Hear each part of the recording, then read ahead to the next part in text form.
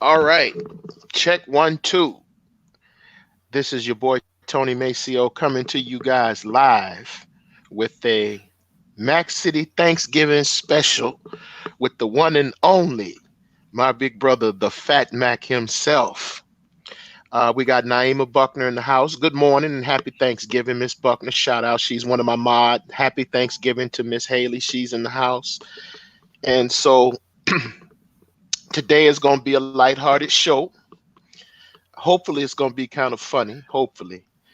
And so we want to get started. I last night, Miss Santos is in here. I don't know if y'all may stay in here after we discuss what we're going to discuss this morning. But nevertheless, Issa Ali, Excalibur, thank you for joining us. Okay. Miss Interview TV, shout out to Nicole Michelle. She's in the house as well. Happy Thanksgiving, everyone that's here. So, Fat Mac, introduce yourself to the people. Did you say it's gonna be lighthearted? Is that what you said? Yeah, it may be lighthearted, but don't hold us to it. We're gonna do the best we can here. Man, you know when I'm on the spot, man, ain't nothing gonna be lighthearted about this subject matter, man. Shoot. But yeah, Okay. This Big Mike, man.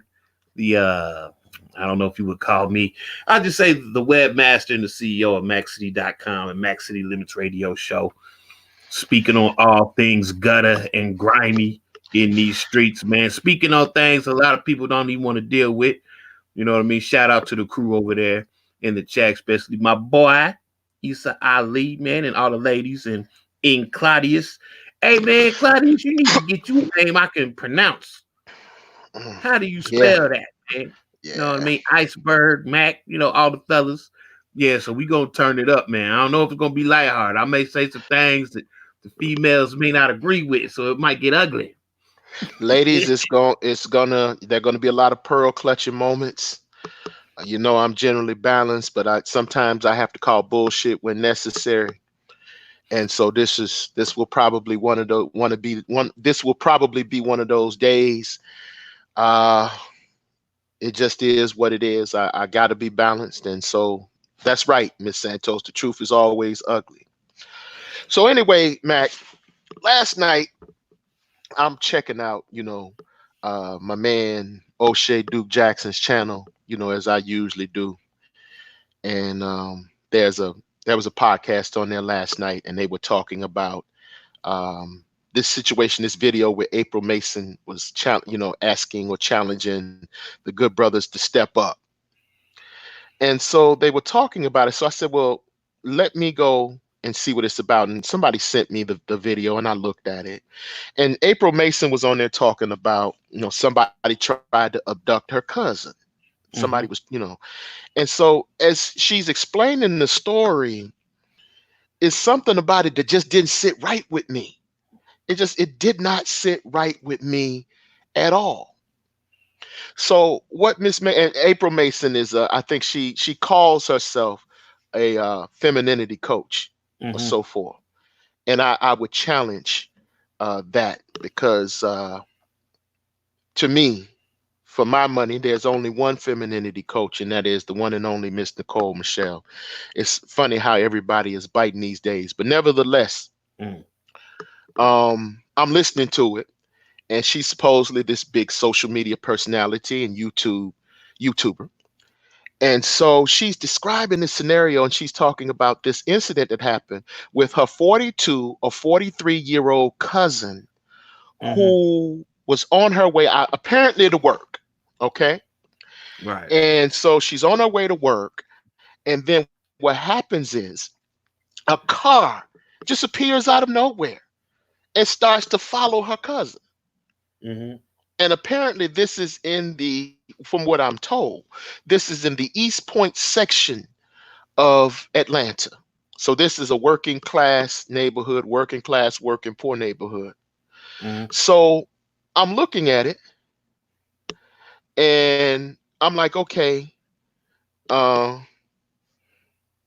anyway, I'm looking at it. Iceberg Slim says she was a femininity coach way before Nicole Michelle. Okay, whatever. In any event, she says that this thing pops up, that this somebody just materializes and they just start following her cousin. And I'm like, okay. her 40, 42, 43-year-old cousin. So I'm like, okay, in that neighborhood, they would follow a 42 or 43-year-old woman. So you know me, my ratchet senses started tingling. My niggardry meter was off the charts. Mm-hmm. I'm like, why would they charge? Why would they following her? And then April Mason lays out this story that they followed this woman into the store. And so immediately I'm thinking, like, why her? Why are they following her into the store? And then April Mason goes on to imply in the video. She explicitly says, she doesn't imply. She said that it was a situation where then she used these words, sex trafficking, snatching her for sex trafficking. Yeah. And I'm like, oh, I'm sorry. Hold up. Tripping, flag, holding on the goddamn play. This doesn't make sense. Nobody's gonna snatch a 42 or 43-year-old broad off the streets Mm-hmm. for a sex trafficking operation. And so, of course, she goes on. She's supposed to be, feminine. It's supposed to be, some femininity and all that shit. And I said, well, then she comes out and she identifies herself as Reformed Hood. I'm like, okay, I know what this is. Now it's starting to make sense. Okay. Mm-hmm. And so she said, I'm a Reformed Hood chick. I'm like, okay, I know what this is. I know what this is. And so she gives a little bit of background. She said her cousin is typically, in this case, her cousin, the victim, she said her cousin is typically the one who protects her. Yeah. Okay. So that tells you that this girl, uh, that tells you that this girl is kind of gully. Right. You see what I'm saying? Mm-hmm. So, and then she goes on to talk about how these dudes follow her cousin into the store. She hurries up and they follow her and April says that they're virtually at her heels. They're Yeah. virtually at this girl's heels and follows her into the store. And they're basically following her around. And, she picks up the phone and she doesn't call the police, by the way. She calls an Uber. Mm-hmm. All right. So she calls an Uber and they wait outside. After she goes in the store, they subsequently wait outside for her to come out and then follow her in the Uber to work. Okay. Yeah. She then jumps out of the Uber and then runs into her place of employment and tells her boss that there are some men pursuing her. Right? Mm-hmm. Then she turns around and says, okay, she apparently at some point she called the police, which I don't know why that wouldn't have been the first people she would call. And she says that the niggas that are pursuing her, after pursuing her, went to Chipotle. Mm-hmm. So is Chipotle across the street from where Right. she is? How did she know they went to Chipotle? Mm. So you know me. You know me. I'm like, this is some bullshit. My ratchet meter, my niggardry meter, my nigger senses were tingling. I said, this doesn't make sense. I said, what this is, I felt. I said, well, this is some street shit. Mm-hmm. This is some street shit. This is some shit she was involved in the streets, and it was coming back to touch her. Right. This is some shit either she was involved in or some nigga she know was involved in or her baby daddy was involved in. Right. Mm-hmm. And so April Mason is doing all this shit. She's on video. If y'all don't handle it, my family's gonna handle it, and all of this shit. I mean, if y'all don't do something, we're gonna do something, and all. And she just goes on and on and on. So then she said, the police were sorry, talking about how sorry the police were, and they were saying that they could have checked the surveillance footage, they could have done this, and they could have done that, and they had a description of the car.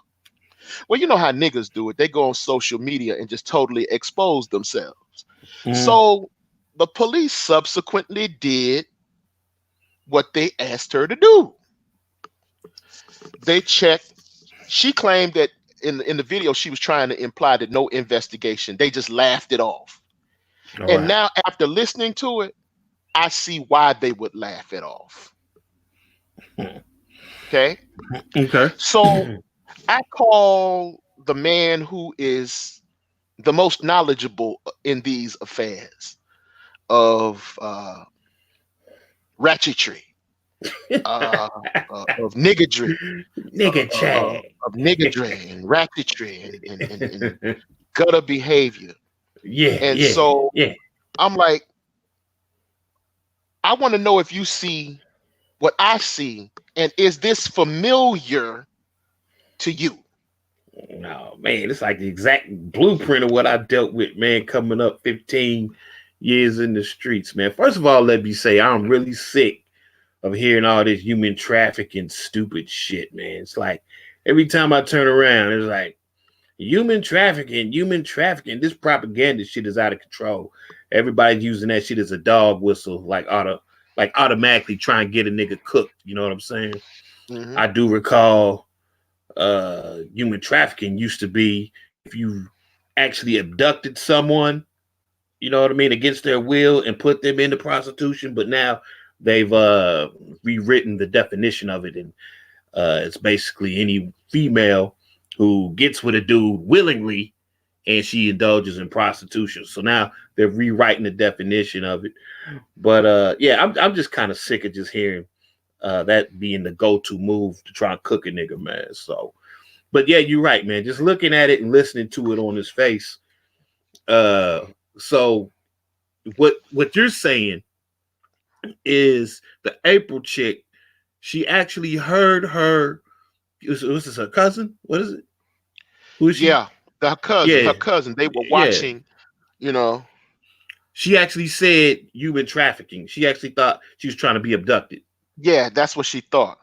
Oh, okay. Well, as far as I'm concerned, you know, because I used to be in the pimp and porn business, and I don't know anybody that's checking, you know what I mean, for a 40-year-old black woman to abduct into prostitution.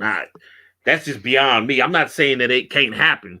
I'm just saying that's it's kind of ridiculous, Mac, man. Usually, say what? Mac, I saw that girl. Ain't Oh, nobody did you? snatching up that girl for no sex trafficking. Okay? Oh man, Nobody is snatching that girl for sex trafficking. yeah. You know, typically the demographic of, you know, someone getting abducted, typically it's not black, you know, if we're looking at percentages. And it damn sure ain't no woman in her 40s, you know what I mean? You know, usually they're white or Asian, you know. They tend to look for more feminine prey. And we both know, okay, ladies, all right, sisters, clutch your pearls. Clutch your pearls. A lot of the sisters ain't that feminine out there. Thus, that's why we have the Inner Beauty TV movement by Nicole Michelle. Get the sisters more feminine. You know what I mean? If they gonna go ahead and abduct somebody, they want a feminine mark.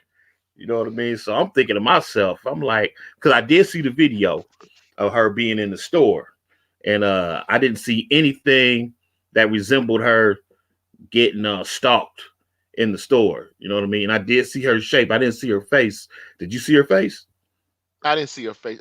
When they were bringing her in, she had that hoodie over her head, Yeah.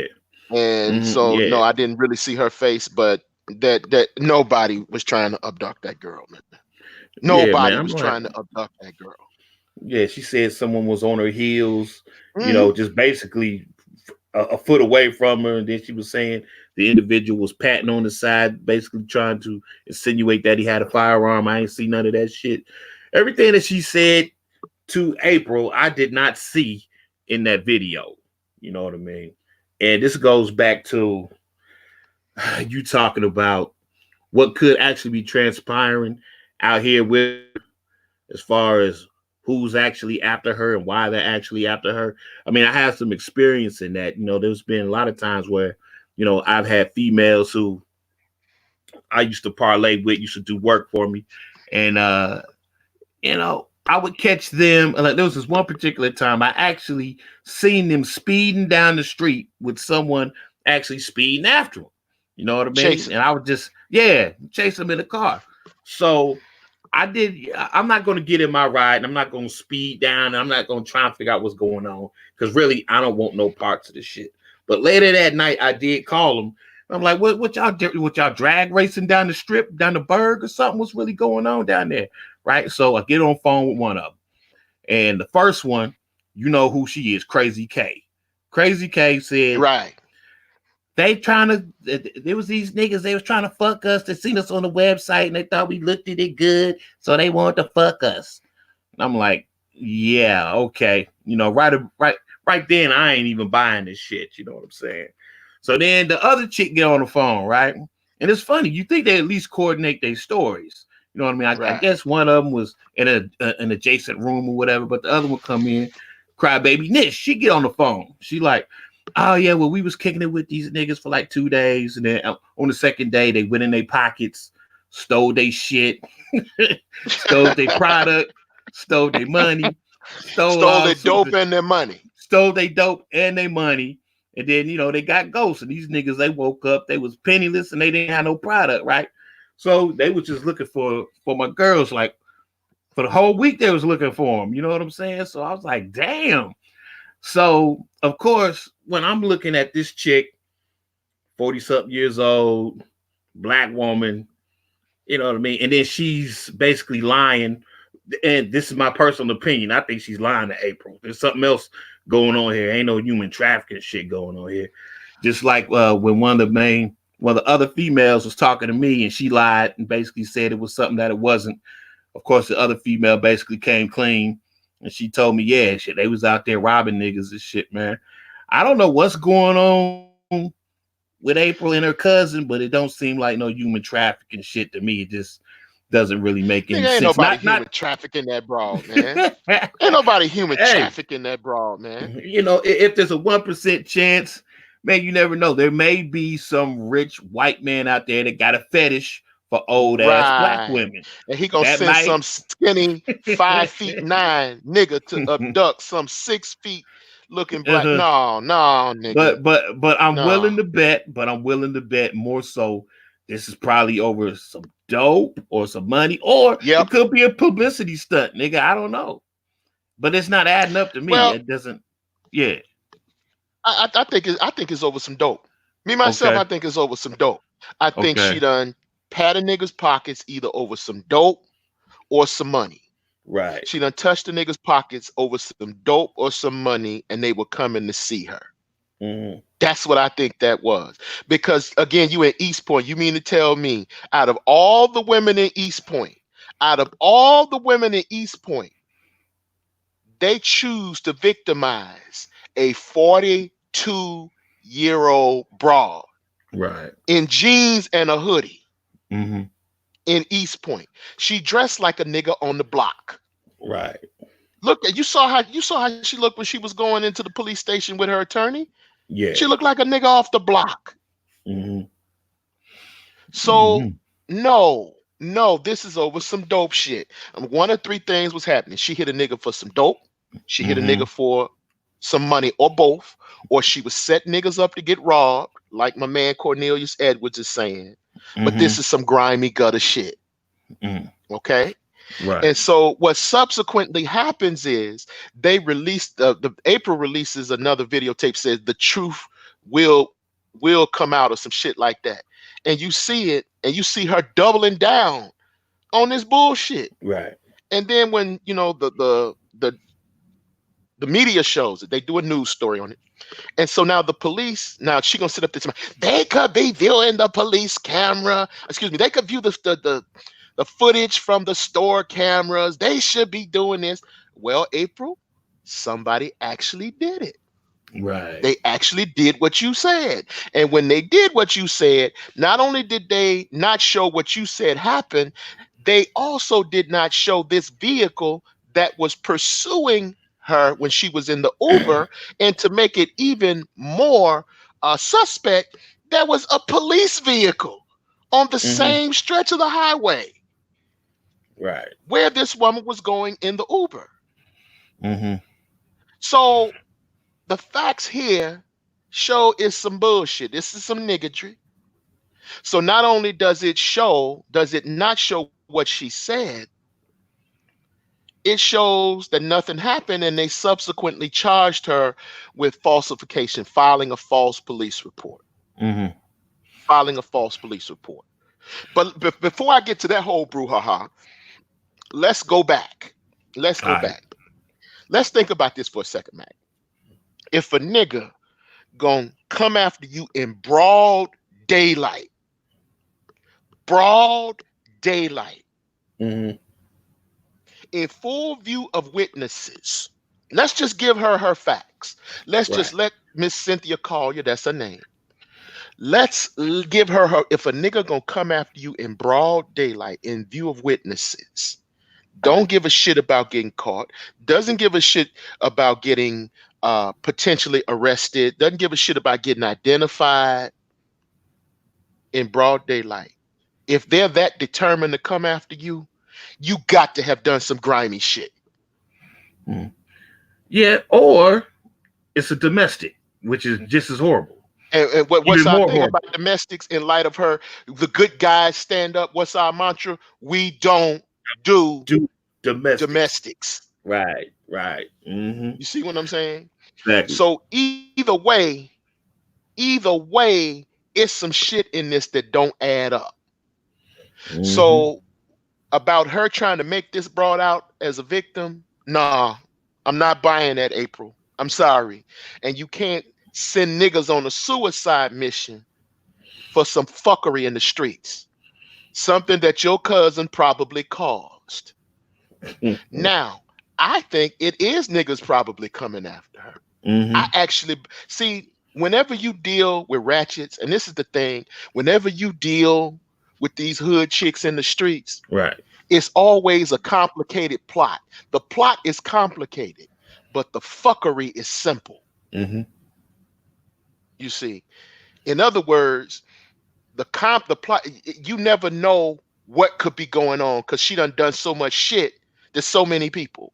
She done been involved in so much fuckery with so many people in so many places. You never know who, what, or why they're coming after her. Okay? You Okay. never know why, but you know the reason. And that's why I say it's simple. It's simple because it's usually some fuckery. It's usually some shit they done in the streets, and now the streets is reaching out to touch them, and there are some consequences behind what the fuck they've done. See, And so now you want to conscript niggas to put them in the you want to put them in the crosshairs of a muzzle, excuse me, of a barrel, and get them capped over some shit, over some fuckery your cousin have caused. Go right ahead, brother. I'm sorry. yeah, basically what was happening, what seems to be happening here is she's done something that she ain't supposed to do, and she's trying to mitigate her damages, and she's trying not to let on that she's done some bullshit. So she's concocting a story that just, it will save her ass in the long run, but it won't, but it also will not implicate her in some bullshit at the same time. You know what I mean? That's why she can go ahead and concoct. People trying to kidnap me and use me for sex work. You know what I mean? That's a much better story than saying there's some niggas that's after me because I stole some of their product. You know what I mean? Yeah. She would basically be implicating herself in some bullshit and no one would have no sympathy for her. But to go ahead and throw the sex trafficking spin on it, you know what I mean? That would get her some sympathy, make her a victim, and basically relieve her of all sort of accountability for her actions at the same time. Yeah. You remember to pull out one of your stories, you remember when you were in the store that time you were in there with Crybaby Nish, and it was some nigga who she was fucking with. She was assaulting that nigga. Oh, you talking about the gas station? Mm-hmm. Yeah, man, yeah. And she called the motherfucking police. Yeah, it was all over. She, man, the ratchetness is just, it's killing my brain cells, man. Just thinking about the stuff I dealt with, man. She had two dudes who she thought was the baby daddy. She was pregnant at the time. And she swore up and down that this dude that we seen at the gas station was the main dude who's the baby daddy. You know what I mean? So I'm driving past the gas station She just said, "Ooh, stop! I need to get some Black and Milds." And I'm like, "Cool, stop and get some Black and Milds." Unbeknownst to me, she wasn't trying to get no Black and Milds. She seen this dude filling up on gas. So soon as I pull up and I park, she jump out the whip, run over to this dude, just start wailing on him, just smacking him up and punching him and shit. I'm like, what the fuck? So dude looking at me, right? Because I I guess he thought I was gonna jump in it if he smacked her or did anything to her, right? So he was just like, "Hey, come get her, cuz, come get her, fam, come get her." And I'm, me, you know how we get down. I don't do domestics. Right. So finally, he reached back to Nebraska and smacked the piss out of her. Smack. I thought this shit was hilarious, man. She spun about three. She did about 3 rotations, man. She got smacked so hard, boy. And then that's when I went over and I grabbed her up, and I put her in the ride and shit, man. She was boo-hooing and crying and shit. She was like, "Yeah, I'm gonna get the police." Pick up the phone, call the police. I'm like, "Bitch, I don't know why you called the police. You ran over there assaulting this man." She was like, "Well, we gonna lie on him." I was like, "We?" She like, "Yeah, you gonna lie for me, ain't you?" I'm like, "No, bitch, I ain't lying for you." You know what I'm saying? But she called the police anyway. I guess she just thought that she was just that fine. I was gonna lie for the bitch. I'm like, "No." Police got there. She lied on him. She said, dude, he'd already left. He'd already jumped in his whip and he drove off. And so the police is like asking what happened, who was assaulted, are you hurt? And then, she had a big ass handprint on her face. She had red bone. So, left a big old 5 fingers on her face. And so dude asked me, one of the police officers asked me, "So what's your story? Well, what happened? Is what she saying true?" I'm like, "Nope." And he was like, "Really?" I'm like, "Yeah, really." Like, she ran over, I kind of went overboard with it because basically I was thinking once I really tell them the real, they might take her ass and goddamn to jail. But I think she started it. She ran over there, started punching and kicking homeboy.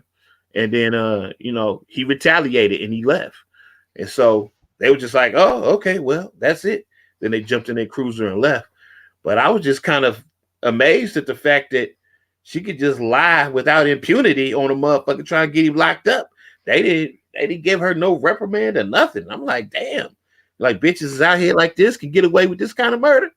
You know what I mean? But I'm like, I'm not about to help you throw this man in jail after what you just did. Just showed your ass. And keep in mind, this is one of the dudes I was repeatedly hating on me. This nigga could not stand my guts. You know what I mean? Because he knew that me and her was kind of kicking it a little bit, and I was putting her to work. And every time I turned around, he had something greasy to say about me.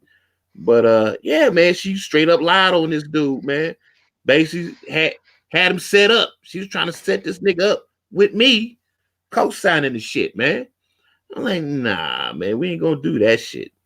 That's not about to happen, man. So when it comes to females and the manipulation tactics and the lying and the scheming, don't nobody know better than me. Don't nobody know better than me, partner. Yeah. And that was the thing though, because she was adamant. She was like, "Are you gonna lie for me? You gonna lie for me? No, bitch, I'm not lying for you. Mm-hmm. I'm not lying for Yeah. you." So now when they trying to send niggas on a suicide mission, put batteries in their back to go, potentially risk their lives, not just their freedom, risk their lives, on some street shit, because how Nish and her side girl, her bestie, her BFF get down. They Yeah. will run a nigga's pockets.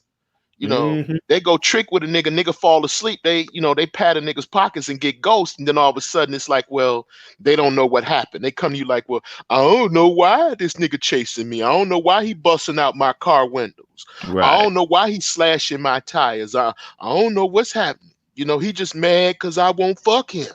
Mm-hmm. Like, no. What did you do? What did you do? They don't be wanting to come clean, boy. I know y'all done did something just ratchet and irreprehensible. I know you did. There's no It's doubt about always some ratchet shit. It's always it. some ratchet shit. Miss Nicole says this is the strip club capital, but why are they gonna abduct a biggie abduct a biggie in broad daylight? Right. It didn't make any sense to me either, you Don't make know. no sense. And so my thing is like, okay, I've seen this before. I know what this is. I know what this is. You know, this ain't some random happenstance or occurrence. And so now April Mason done turned it into some grand conspiracy. You see what I'm saying? Mhm. Here's where, you know, what these women do is they manipulate and make use of a lot of the niggas that are in their networks. So now, when I looked at it, here comes this attorney. Okay. And again, the media gets called. I don't know who called the media, but I was wondering why they didn't interview the police department. If the police department falsely charged her, why didn't the police department give a statement? The only person that was interviewed was the attorney. So I'm saying, and if they charged her with falsification, right? They Right. charged her with falsification. Falsification is normally, and I don't think this is a felony case, but I could be wrong. Falsification is a misdemeanor offense. You know what you get for falsification, dog? You get 90 days in the county. And most times when you're convicted and you plead, you don't even get jail time for that shit. You pay a Mhm. fine, you get put on unsupervised probation, and that's it. Okay. Mhm. So in Atlanta, Georgia, misdemeanors, because Atlanta's a metropolis or metropolitan area, I'm thinking that this girl got charged with a misdemeanor, and something like that would carry anywhere between 1,000 to 1,500 retained. So why would the news media be alerted on a $1,500 misdemeanor? This is petty shit. Why would they cover this? That's Mhm. what I couldn't understand. Why would they cover this? And so I'm thinking that it was the attorney that got involved. So why would an attorney go hard in the paint over such a petty ass case? And Okay. so I was left to conclude that this is some personal shit. Either the defendant has a personal relationship with the attorney or April Mason has a personal relationship with the attorney. Because Okay. no attorney would go hard in the paint over a simple falsification or false report to the police. The only time Mhm. something like this becomes a misdemeanor is if it's obstruction of justice, obstruction of official police business, or if it's something like that. That's the only Right. time something like that would become a felony. And this just isn't a felony. So what I'm thinking is this is a personal relationship between either the defendant or Miss Mason. In other words, they done trotted this quote unquote good nigga out to play, you know, the simp role. He's the Superman because that's what she Mhm. was screaming. You know, we need good men to step up. You know, they play that role when they done some fuckery and they don't want to deal with the consequences of their actions. Okay. So now all of a sudden you want good niggas to come out. You want good niggas to come out and save you for some hood shit that you done got, you know, jumping off in the streets. Mhm. And so I'm like, this doesn't make any sense to me. And it further screams to me of some fuckery. In other words, everybody know this some fuckery. The police know that this is bullshit. Um, I think April know this is bullshit. The Right. defendant knows this bullshit, and now they done conscripted some sucker to stand in front of the barrel on some bullshit. And I think even he knows this bullshit. So I think it's a cover up to protect her for when she's prosecuted. Because I know what's going to happen here. What they're going to do is this. They're going to She's going to plead no contest to the falsification of the police report. They're going to give her the Atlanta or Georgia's form of unsupervised form of probation. They may drop her quite a All few right. times. She'll pay a fine. She'll pay the cost. And what they'll do is they'll subsequently dismiss the charge because they have something called a deferred sentence or an ILC program where all they have to do is essentially stay out of trouble for a certain amount of time and they'll dismiss the case. That's what I suspect is going to happen. But what struck me is how quick, you know, she done conscripted all this shit and she's doubling down on the narrative. You can Mhm. clearly see it's some fuckery here. So then when I went to the actual video and I was reading some of the comments, of course, you know, you got the ratchets there co-signing. You know, I believe her. They saying she's crying wolf. You goddamn right she's crying wolf. And then April Mason is in a comment up there talking about she called some police friends of hers, more simps in her chain. More simps in her chain. She done called some niggas in the police force and they done told her it's a cover-up. Why would the police department cover up on a simple ass misdemeanor? They dropped the ball. No, they didn't drop the goddamn ball. They did what you said do. They looked at the goddamn store footage from the store cameras, and the store camera showed nothing happened. Right. What the fuck are you talking about? Drop the ball. This bitch is busted. She got caught. It's a wrap. Not unless they can prove that the tapes have been tampered with and edited. Not unless they can prove that. What? That would mean they would have to be conspiring with the motherfuckers who gonna snatch her up. Now, what's the probability of that happening?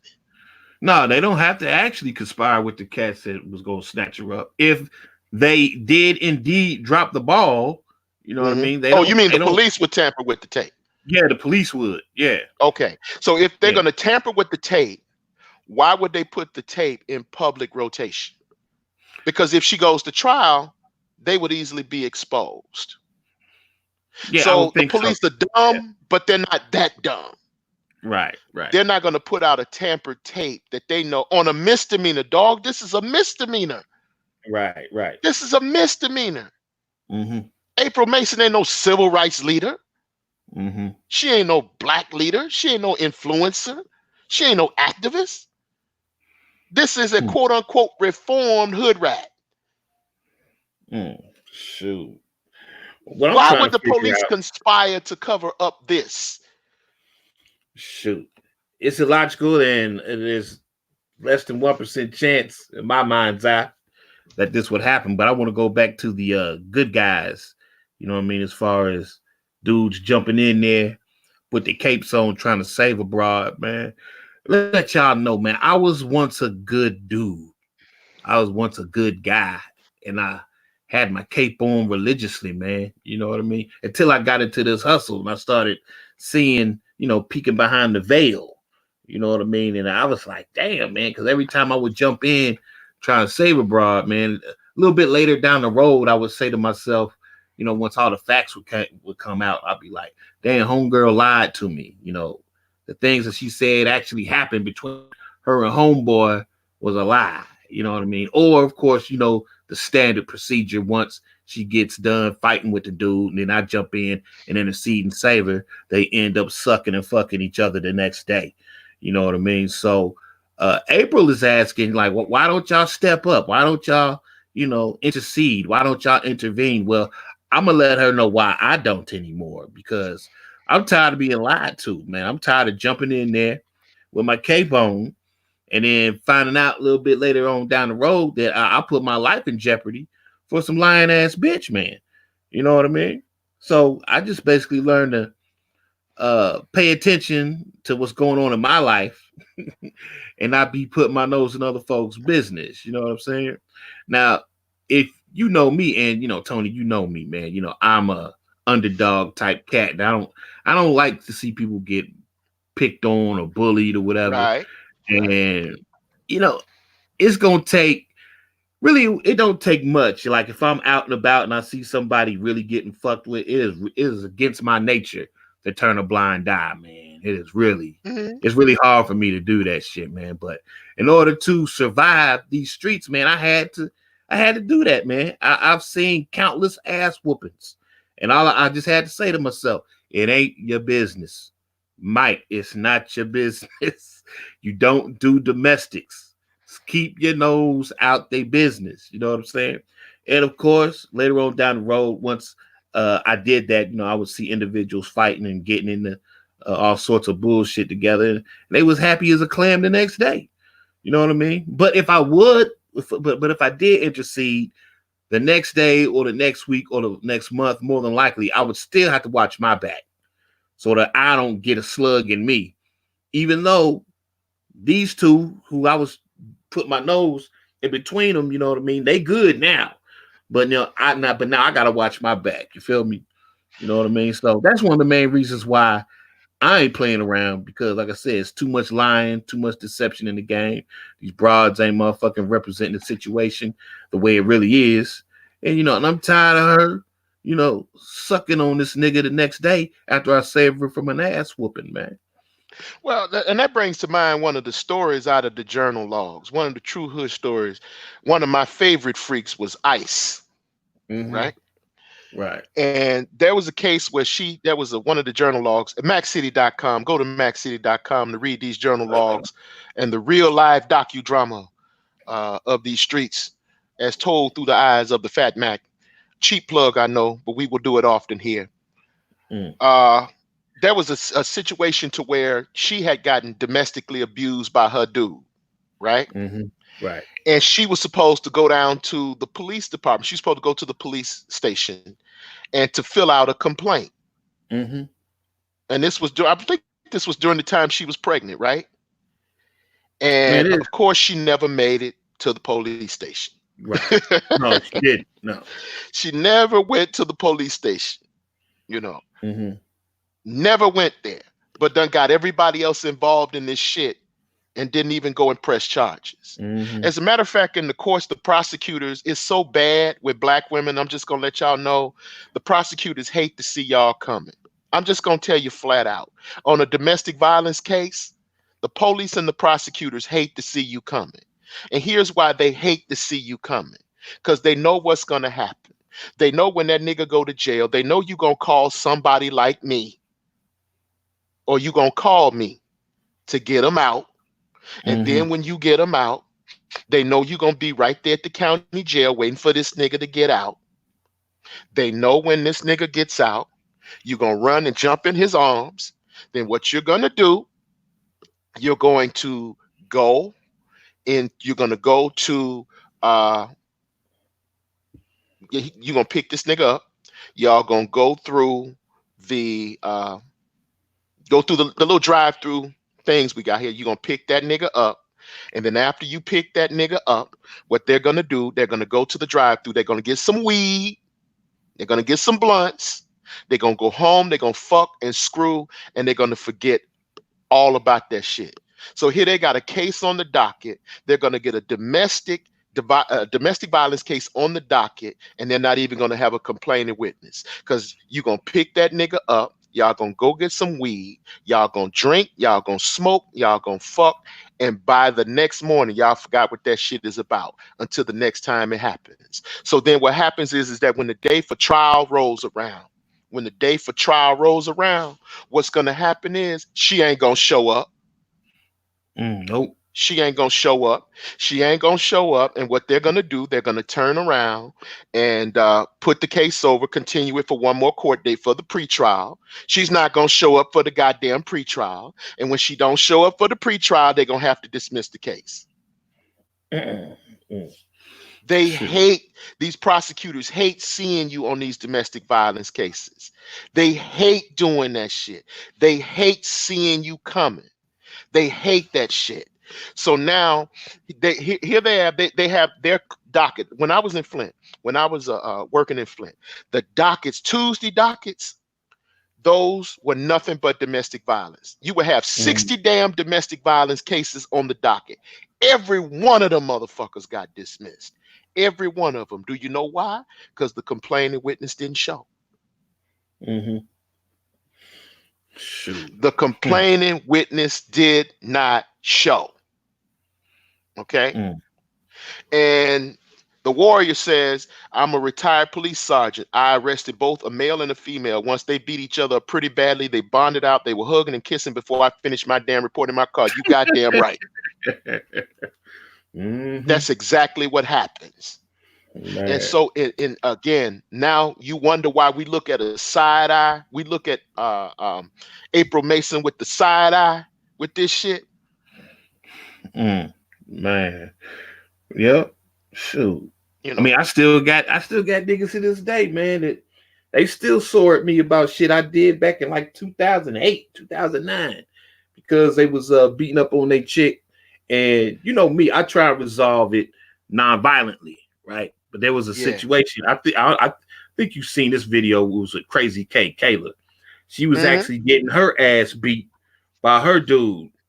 And Right. I pull up, you know what I mean? Because you know how they do it. They don't never tell me what's going on until I get there. You know what I mean? They call me. They're like, Big Mike, come get me. You know, I want to kick it. Let's do something. I'm like, all right, baby, I'll be there. Give me about, 30 minutes. I get there.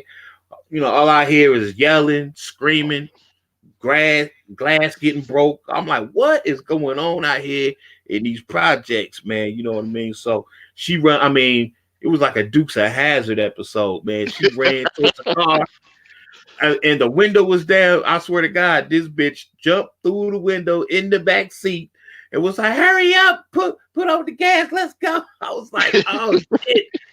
Her nigga came running out there. He was salty. He was like, "I'm gonna kill you and that nigga, bitch. I'm gonna kill you." I was like, bitch, here you go." You know what I'm saying? Got her back to the hotel. Shit, and I asked her about everything that was going on with her dude, and this dude, he was a certified psycho, man. This motherfucker, I mean, he was known. That was his modus operandi, man. He just loved to beat up on broads, man. And he had the right chick, because Kayla, that bitch crazy. You know what I Yeah. mean? She known Yeah.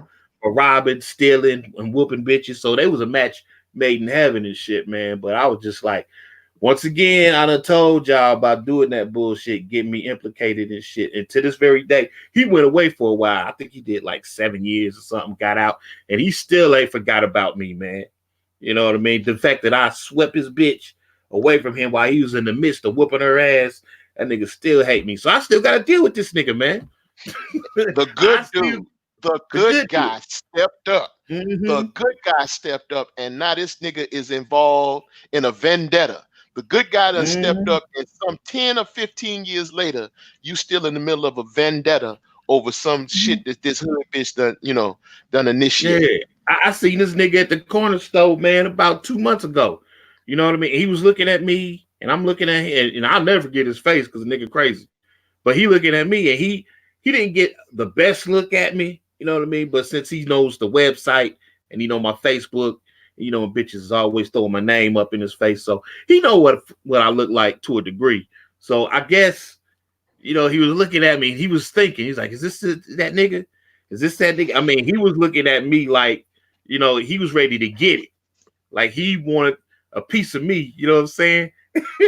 I was just like, Yeah. "Oh shit!" I gotta get to my ride because this is the type of nigga you can't play with, man. I'll put some holes in this nigga, man. But I was just like, man. I was like, who would have thought something I did back in like 2007, I would still have to be dealing with that bullshit like to this day. And I didn't do nothing. I just took his chick away from him so he didn't catch a case because he was trying to kill that bitch. Mm-hmm. Mhm. So yeah, the good guy stepped up. The good Mm-hmm. guy stepped up. This is what happens when the good guy steps up. April. This is what happens when the good men step forward. This is why niggas are not quick to run into some shit that they don't know about.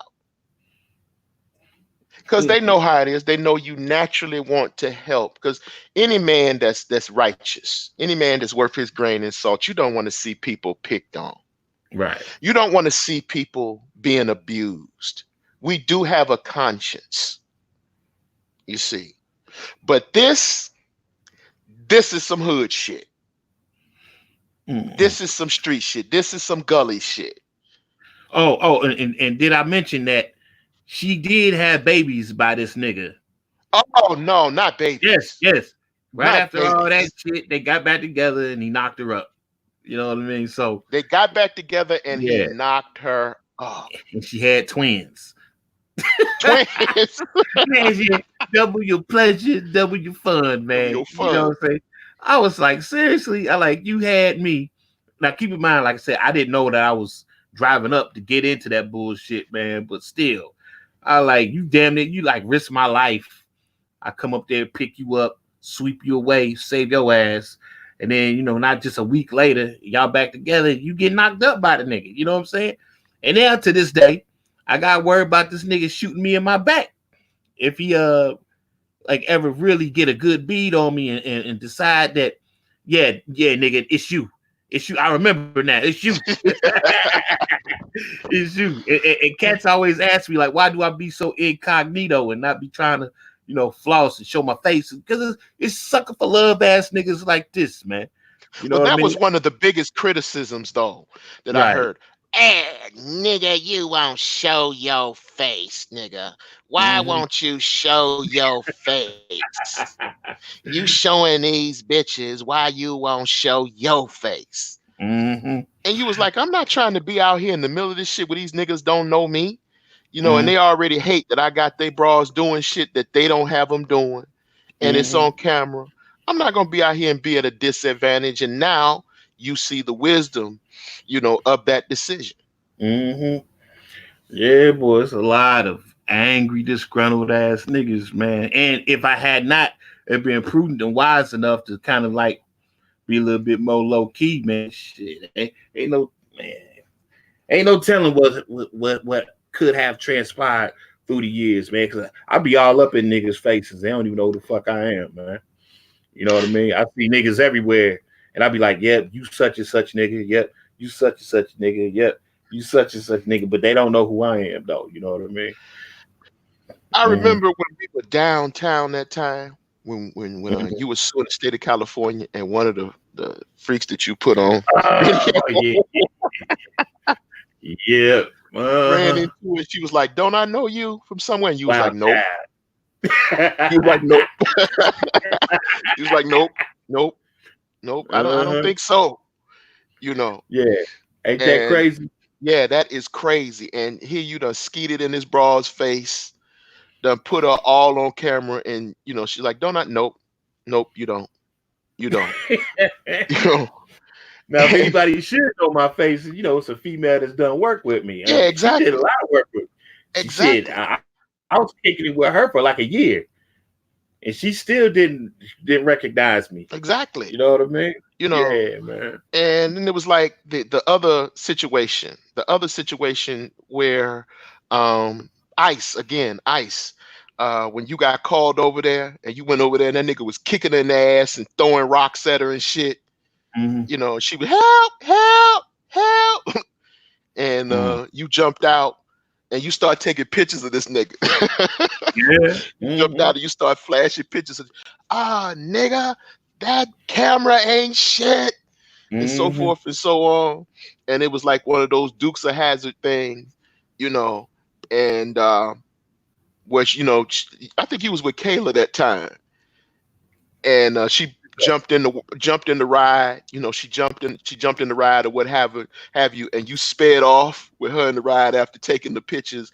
That's on Mackcity.com. To another cheap ass plug, Mackcity.com. Go and read that story. That's actually there. Or Mac might actually put it up in his Patreon. Mac City. Give me your Patreon, Doc. What's your Patreon? Mackcity Limits. Mac City Limits www. Patreon. He might put it Yeah. up there, but this nigga was over there kicking her in the ass and throwing rocks at her. And then she was right back with that nigga, what, the next week? Mm-hmm. I mean, this, when I was hearing April talk that shit, man, I was like utterly disgusted, man. I'm like, no one knows more about being the good guy more than me, man. But it's fucking fruitless, man.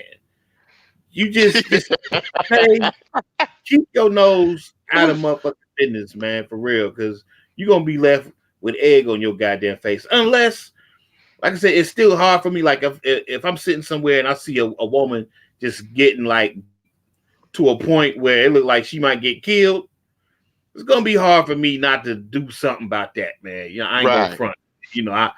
I more likely I'm gonna go against my gut and I'm going to intercede. I can't, especially if it's a female that I know that definitely ain't happening. Shit, man. Right. Right. But man, I try not to even be around that kind of shit, man, because it's a waste of time, and you ain't gonna do nothing but end up getting yourself in a jam, and you either gonna end up dead or you gonna end up catching a case. And when you Yeah. catch the case, the broad gonna still be out here, enjoying her life, doing what she do. Well, again, we got another example from another True Hood story from the Mack City Files on Mackcity.com. Another cheap ass plug, but there it is. V. My Tell baby. them about the story of V, brother. My girl V was 6 or 7 months pregnant. It's funny, we got a female in here named Miss V. Shit, man. But yeah, Yeah. my girl Miss V, she was like 6, 7 months pregnant in the projects.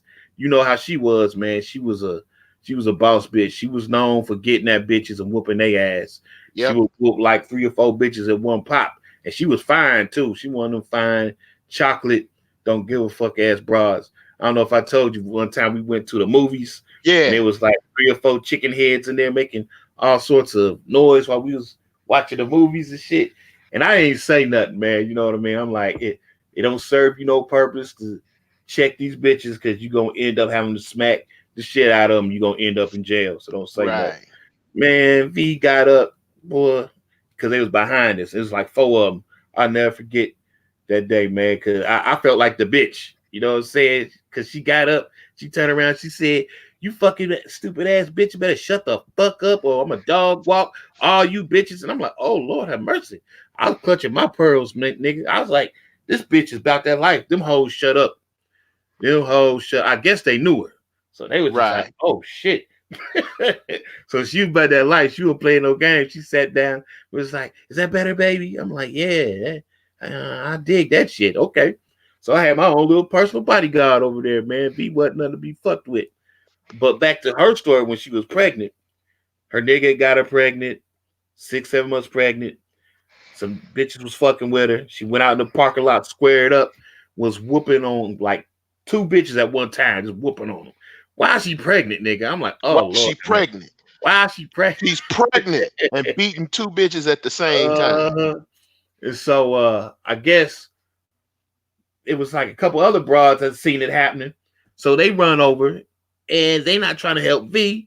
They trying to help the other 2 broads that's getting their ass whooped. So it's 4-on-1 right now. You know what I mean? V still holding her own. And she Throwing 2 handling it. She handling it. You know what I'm saying? So them 4 bitches couldn't get it done. So then a nigga come out one of the apartments and he run over there and he jump on her and shit, right? Now keep in mind, I wasn't there. I'm And just she's hearing. pregnant. And she's Yeah, but pregnant. she's pregnant. But I'm just hearing this from other females that was there. You know what I mean? Because I didn't actually see it and shit.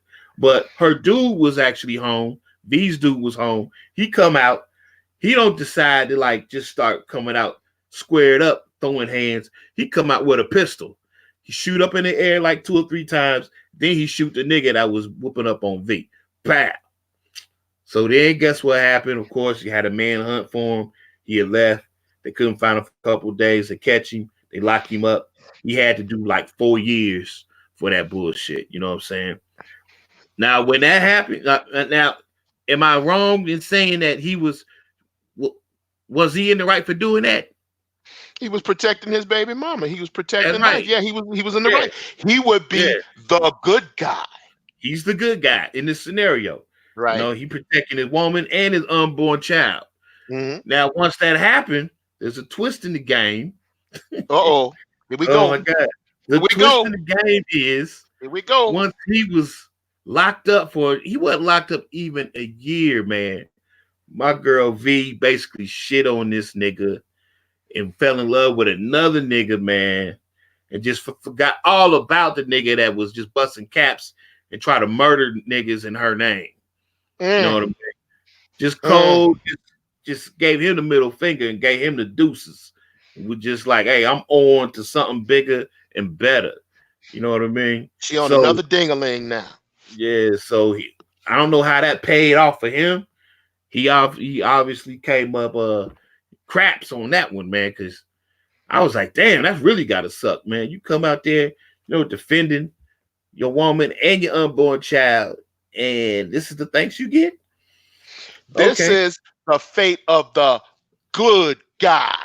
This is the fate of the guy who stepped up. Okay? This is why good guys don't step up, Miss Mason.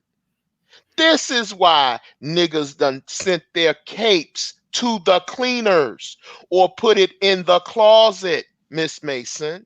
This is why Superman is allowing Lois Lane to crash and burn after Lex Luthor pushes her off the top of the Daily Planet, Miss Mason.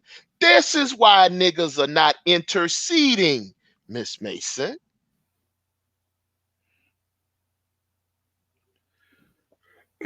This is the thanks you get, Mrs. Mason. Yeah, because when I hear this kind of shit going on, man, cats, I mean, I get this question, every now and then cats want to know, like, what do you think, Big Mike, what do you think I should do in a situation like this? Most of the time I get this question where, like, if you got a female on your arm, man, and she fine, and she like, you know, I mean, she a bad chick, man, because I went through this, man, with my girl Donna. I couldn't go nowhere with Donna without dudes looking at her, dudes hollering at her, and dudes being disrespectful. Now, if a dude didn't touch her, I couldn't do. I would have been fighting all day, every day if a nigga was all, if the nigga said something disrespectful to her. You know what I mean? Because dudes was always like, "Oh, look at them, look at that ass, look at them titties. Oh, you's a chocolate bitch." All this kind of shit. It got to the point where I just had to let it ride. That was just the price of having a bad bitch. You know what I mean? So I couldn't really do nothing, unless nigga put their hands on her. And no one ever did that. You know what I mean? No one ever put their hands on her and shit. But cats have asked me like, well, what if dudes put their hands on her, and what if dudes, do this? I'm like, look, man, this is a call that only you can make, man. If the broad is worth it or not. You know what I'm saying? Because oddly enough, you know what I mean? If you defending her honor, I don't know how close y'all are. I don't know how deep in the game y'all are, man. But if you ain't really that deep into the chick, and if your relationship ain't really that deep, you know what I mean? I wouldn't be just so quick to just jump on niggas and be fighting over bitches in the street, man. You know what I mean? Because I know how they switch up, man. I know how they switch up. They'll switch up in a heartbeat, man. And not to mention the fact that, I'm just telling y'all stories of me being in the streets fucking with the chicks. I'm not even telling y'all all the horror stories that I have when I was a corrections officer. When I worked in corrections and worked in the prison, and the stories that I heard from these niggas I was locked up over some pussy. Yeah. Nigga, man, I got so much experience in this shit, man. That's why I'm just like, man, I just try and avoid it at all costs, because today's system is just geared to lock a nigga up, man. They don't care what your intentions was. They don't care if you was trying to be honorable. You fooled for the system. Right. Let me be a good guy right now. Okay. Let me be a good guy right now. James R. No, sir. Not today. We don't beat up on the guests in the room. We don't beat up. See, April, I'm stepping up. I'm stepping up, April. We don't beat up the guests in the room, Mr. R. If you have a question about the bag and so forth and so on, that's not today's podcast. I do not allow niggas to beat up the guests in the room. I'm not gonna let you do that. So chill out before you get blocked. I'm not gonna allow that. Chill out before you get blocked. Okay. Now, what were you saying, Mac? Go ahead. I'm sorry. Back to what you were saying. Nothing, man. Just talking about the mass of stories and experience I got. You know what I mean? Detailing brothers trying to do the right thing by these sisters out here in the streets by defending their honor, and they end up locked up. And then the female just forget about the nigga, man. You know what I mean? While he doing this stretch in the pen for defending her ass, man. You know what I mean? So I can't give cats no real advice on what you should and what you shouldn't do. Only you know that. Only you know how deep in the game you are with the female. I mean, like, if this is your lady, you know what I mean? Someone that you really love, she really love you, then by all means, get to cracking, crack niggas' heads open. Try and diffuse it if you can, non-violently. But, if it's just some casual shit, you just gonna have to tell homegirl, hey, it just come with the game. You're gonna have to just take that on the chin. We just gonna have to take that L, because I'm not trying to do no time over you, bitch. I'm not trying to do no time, man. Shit. And I've actually had to do that to some females. They looked at me like I was a punk or whatever. I'm like, well, a punk I'm gonna be, but a fool I won't be. I won't be sitting up behind bars. You know what I mean? While you out here sucking the next nigga's dick, bitch. It's not gonna happen. No. And I never hear from him again. And that's all good for me, because typically if you got a female like that, she ain't no good for you anyway. If she's in a situation and she's attracting drama, and if she really care for you, she don't want you in that drama. You know what I mean? She's gonna try and extract herself from that shit. She's not gonna make you prove that you a gangster and then have you get mixed up in a lot of bullshit. Then you risk your life, or you risk your livelihood in that regard, man. If she really care about you, she ain't gonna do that to you, man. So that's how I usually gauge it. If I got a female that's on that shit, I know this bitch don't get two fucks about me anyway. But that was one thing though, because the thing is, Crybaby Nish was good for that shit. She was good for going out doing some fucked up shit, because she Right. would come back and tell you that she robbed a nigga, that she went through a nigga's pockets when he fell asleep. Right. It seems like she was always involved in some shit like that. And, but yet she would always, oh, this happened to me. This happened to me. I got fucked up. I got played. These niggas after me for no reason. And, they just fucking with me because they're jealous or some other shit like that. And like, no, bitch, you scandalous. You scandalous. You done some grimy shit, and now you are facing the consequences, for this fuck shit you done. And now it's time for you to pay the piper. And now you want to skate out, after you done something really, really gully, and that, again, that brings me back to, this situation with April Mason. You and I both know our nigga senses were tingling off the chart. You and I both know, dog. You and I both know that this is not what it sounds like. Right. We in Atlanta, of all places, in the New York of the South, the metropolitan capital of the South. Okay. Well, hold on here. Let me take care of some business here. All right. You up out of here. All right. In the metropolitan capital of the South, right? Why would somebody just roll up on you? Why would somebody just roll up on you, a 43, 42-year-old heavy set chick, and stalk you? Right. I mean, that doesn't even make sense. That I mean, you know that it was some grimy shit that happened here. It's some nobody would just randomly pick you, even in a poor neighborhood. You wouldn't just randomly just roll up on, somebody just out of the blue, some random brawl out of the blue, and just no. You know it's some street shit here. You know it's some niggardry here. You know it's some ratchet shit here. And I said that this either involves her, or this involves a nigga she fucking with, or both. Because that's generally what we see in dealing with the females that we've dealt with in the streets. It's always some shit that either they involved with or they proxy through some nigga. So my position was, okay, now you want to conscript niggas to do it, but none of this shit adds up. None of it, and a lot of times what you'll hear people saying is, they'll say, well, we don't know why it happened. They'll say it's a senseless crime, like niggas just getting swept up for no reason.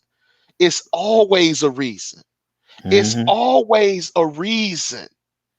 You see, and it's like the only time you see where it's no reason, when nothing happens, is like sometimes when these niggas maybe shoot up. They intend to shoot this one person and somebody get caught in the crossfire. Yeah, that's senseless.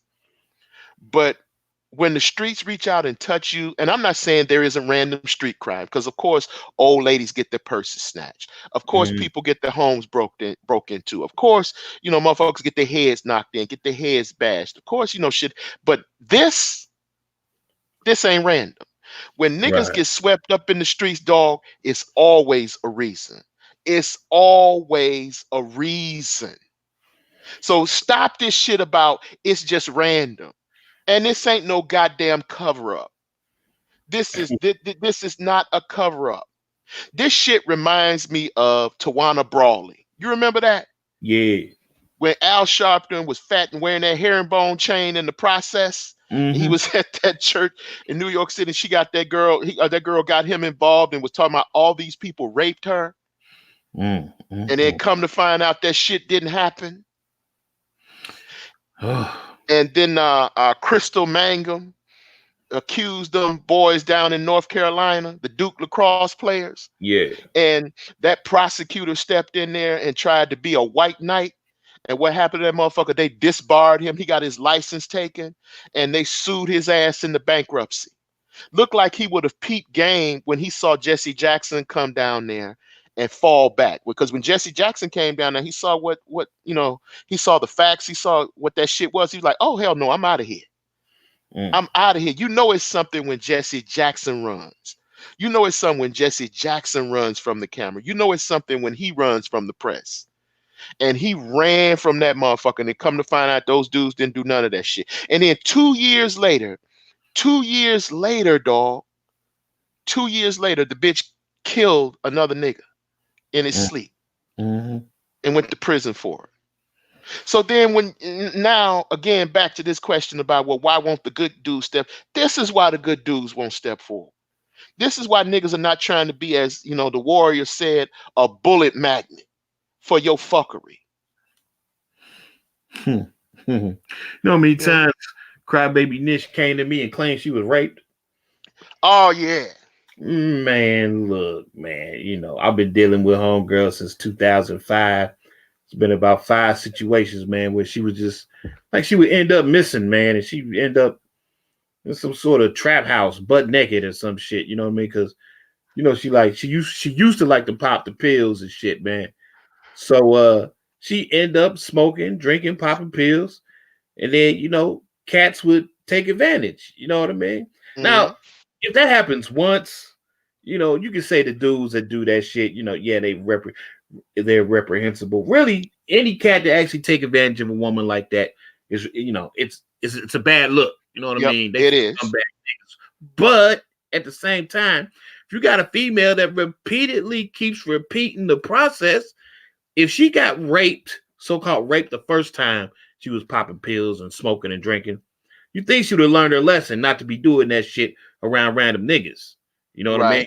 But 5 times you get a train ran on you and end up somewhere in a dilapidated building butt naked, and then you come to me, you expect me to have some sort of sympathy or pity for you?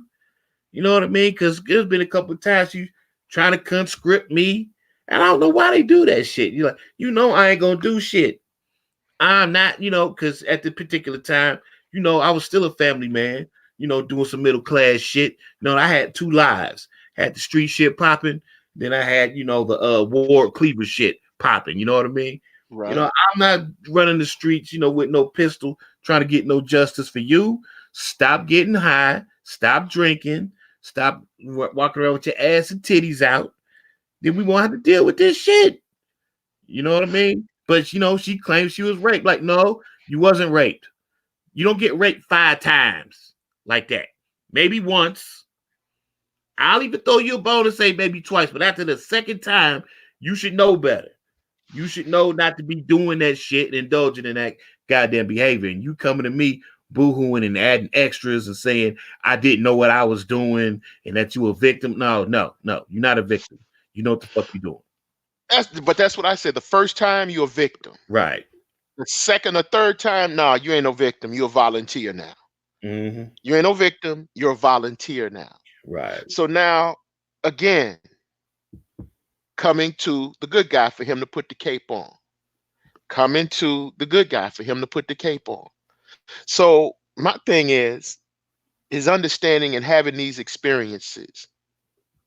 Do you call bullshit on this scenario? Because I call bullshit on this. I call bullshit, man. I call bullshit.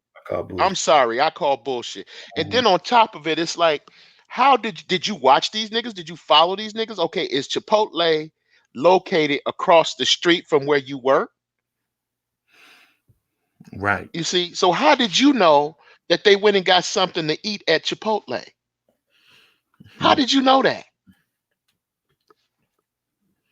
You know, so again, but here's the thing, I really do believe that it's niggas that could be after her though. Yeah. I actually believe that Mm-hmm. because it is, again, when you're dealing with these hood rats, man, the plot is complicated. The fuckery, the motivation is simple. When you fucking with ratchets, the plot is complicated, but the motive is simple. So I really believe that it was some niggas that's trying to get at her. The question and what nobody has answered is why. Why? Right. Because even when police investigate a crime, the first thing they look for is Mm-hmm. because if they answer the question of motive and they ask the question of why explains and helps to explain and it helps to illustrate to the jury why this motherfucker should be convicted. It helps the jury understand why they should send this motherfucker to prison.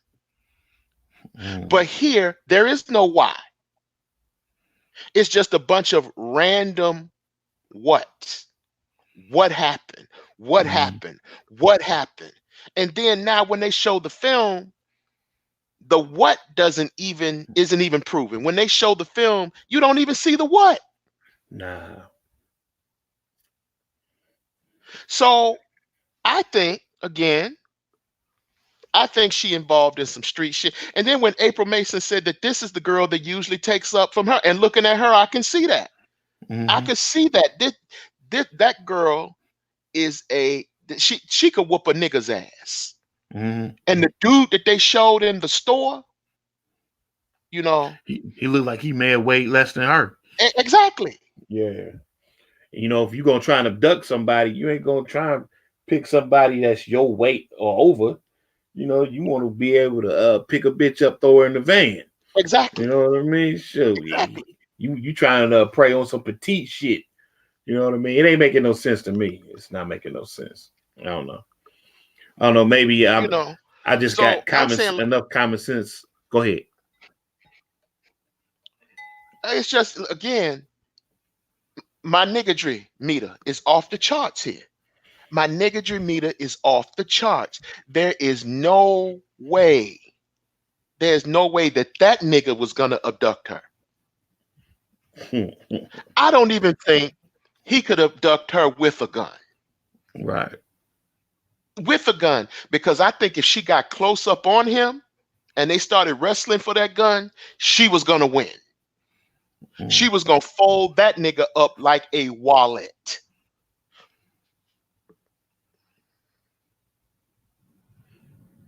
So I don't even think he could throw her. You ain't gonna throw that big bitch in no trunk. Shit. Yeah. I don't know, man. Like I'm saying, she's making up a story to limit her culpability or her guilt and whatever's going on, man. Because the Exactly. story ain't adding up, man. Exactly. Story It's it don't exactly. make any sense to me, man. Exactly. There is someone more than likely after her, but it ain't what she's saying it is. Do we officially, what is your verdict? Because I conclude that this is niggardry in the first degree. Shit, man. Bruh, come on, man. This is well, there ain't nothing beyond first degree, is it? Shit. And they nothing beyond first And degree. it's gotta be niggardry in the first degree for me too. Niggardry. This is a motherfucking capital offense of niggardry. This Right. is the capital offense of niggardry. This is niggardry in the first degree. And to conscript niggas to become bullet magnets and bulletproof vests for some fuckery that this broad them probably initiated. Mm-hmm.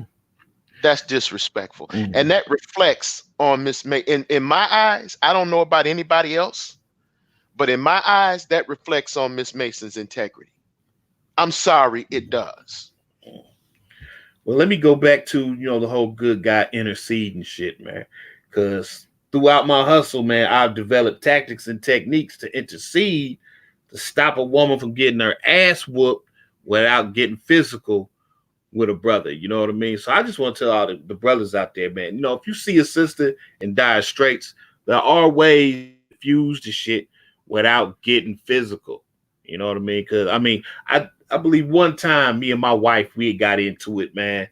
And there was one dude, you know, just man, it was like, bruh, maybe 2001, someone got in my business, man. And you know, you get incensed when someone intercede with you disciplining your woman. You know what I'm saying? Right. It's like, nigga, you better mind your business. You know what I'm saying? You're going to end up stinking somewhere, motherfucker. You know what I mean? But I never really held it against dude because he didn't get physical. He handled it, you know, like an adult. So he was just trying to talk me down or whatever. So, you know, cats, if you out there and you see a female in some bullshit, man, I don't recommend you make it physical. I don't recommend you put your cape on and, you know, put your hands on the nigga or whatever. That's a good way to get fucked up. You can intercede though, just being there watching and witnessing the shit and you verbalizing your you know, your disdain for the action. You know, a lot of times that can be enough to give her enough time to get away if she wants to get away. But 9 times out of 10, her being a woman, she ain't gonna want to get away. She gonna want to stay there and argue. You know what I'm saying? So a lot of times it's fruitless, but I can see how, you know, cats like me, you know, you just don't want to just walk away and leave homegirl getting her ass kicked. You know what I'm saying? You know, you want to try and do something. You know what I mean? But I don't recommend you put your hands on nobody. You know what I mean? I recommend you talk to them. You basically let the individuals know that you are watching, you are witnessing the situation. Hopefully, this will be enough to stop what's going on, because I believe that's allegedly what happened in this case when they was in the store, right? Right. Yeah, I think the cop basically hollered at homeboy and said, "Can I help you?" That was enough to deter him from whatever action he was going to take, I believe, man.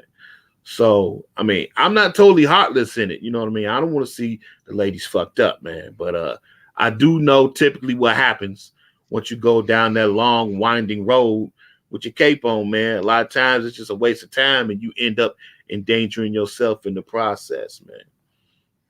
Well, I don't want. I hate injustice. Right. And I can't stand bullying in any form. I hate for anybody to be picked on and fucked with in any form. I hate seeing children abused and I hate seeing women abused. But I know that a lot of times there's there are 3 sides to every ass whooping. Mm-hmm. There's always 3 sides to every ass whooping. And I never will forget, I was having a conversation with a relative of mine, and he was saying, because I had a member in my family that used to get her ass whooped. And he was like, yo, he was like, no, he was like, yo, Tony, don't get involved in that. Mm-hmm. And I was like, you know why? He was saying, look, he said, she gonna tell you everything he did, Mm-hmm. but she ain't telling you everything she did. Mm-hmm. You see, and that's what appears to be the case a lot of times. Not all the time, but a lot of times they tell you the shit that he did. They start singing hymns. Him, fuck him, fuck him. And then when you find out, the fuckery, how deep they are in the fuckery, how dirty their hands are in the process. Like, bitch, you did this? Right. You did this? I would have whooped your ass too if you would have done this. Mm-hmm. Oh, you were here. Yeah, because here's the thing. Here's the thing. I don't champion beating any woman. I say what Chris Rock said about OJ. I don't agree with it, but I understand. Right. Right. I understand. I don't agree with it, but I understand. And so there's this image that these females, sometimes they're just helpless. They're just, no, I ain't buying that shit. Mm-mm. I ain't buying that shit that, you're this helpless victim. Now, of course, there are some women out there, you know, that are in relationships with these niggas that are abusive. And my question is why are you with that nigga? That's my question. You don't get tired of being a damn punching bag? Is your name Everlast? Mm-hmm. You know? So why are you with? Because I can remember one time. It was a personal story here. It was my cousin was married to this nigga. My cousin was married to this nigga, and so he was jumping on her, and so I go over there. You know, I go over there to see what the deal is, and you know, I get I mean, I bring the police, I bring everything. And so his ex-wife was on the police force, on the sheriff's department. And so we in the middle of the street going at it. We in the middle of the street going at it. I mean, we didn't hit each other, but we were about to come to blows. And he said, "You trying to fuck with me?" I said, "No, I'm gonna make it clear I'm gonna fuck over you." Mm-hmm. And that's what I told him. So then what happened is that all this went down, they got divorced. She subsequently left the city, right? So you know, she subsequently left the city. And then what happened was, you know, this nigga subsequently, she moved to another state. Next thing I know, I looked up and she had done remarried this nigga. You know. And I'm Yeah. saying, and I told her, I said, now if I get involved in this shit, I said, I don't want to have to look up at Thanksgiving dinner and look this nigga in his face. And do you know that that is exactly what happened? Mm-hmm. And she remarried this nigga and divorced him again. Mm-hmm. So I'm here to tell you that in many of these cases, not in all, but in many of these cases, these females are just not innocent, man. Nah, hell nah. They're not innocent in many of these cases. They're not innocent in many of these cases. You see?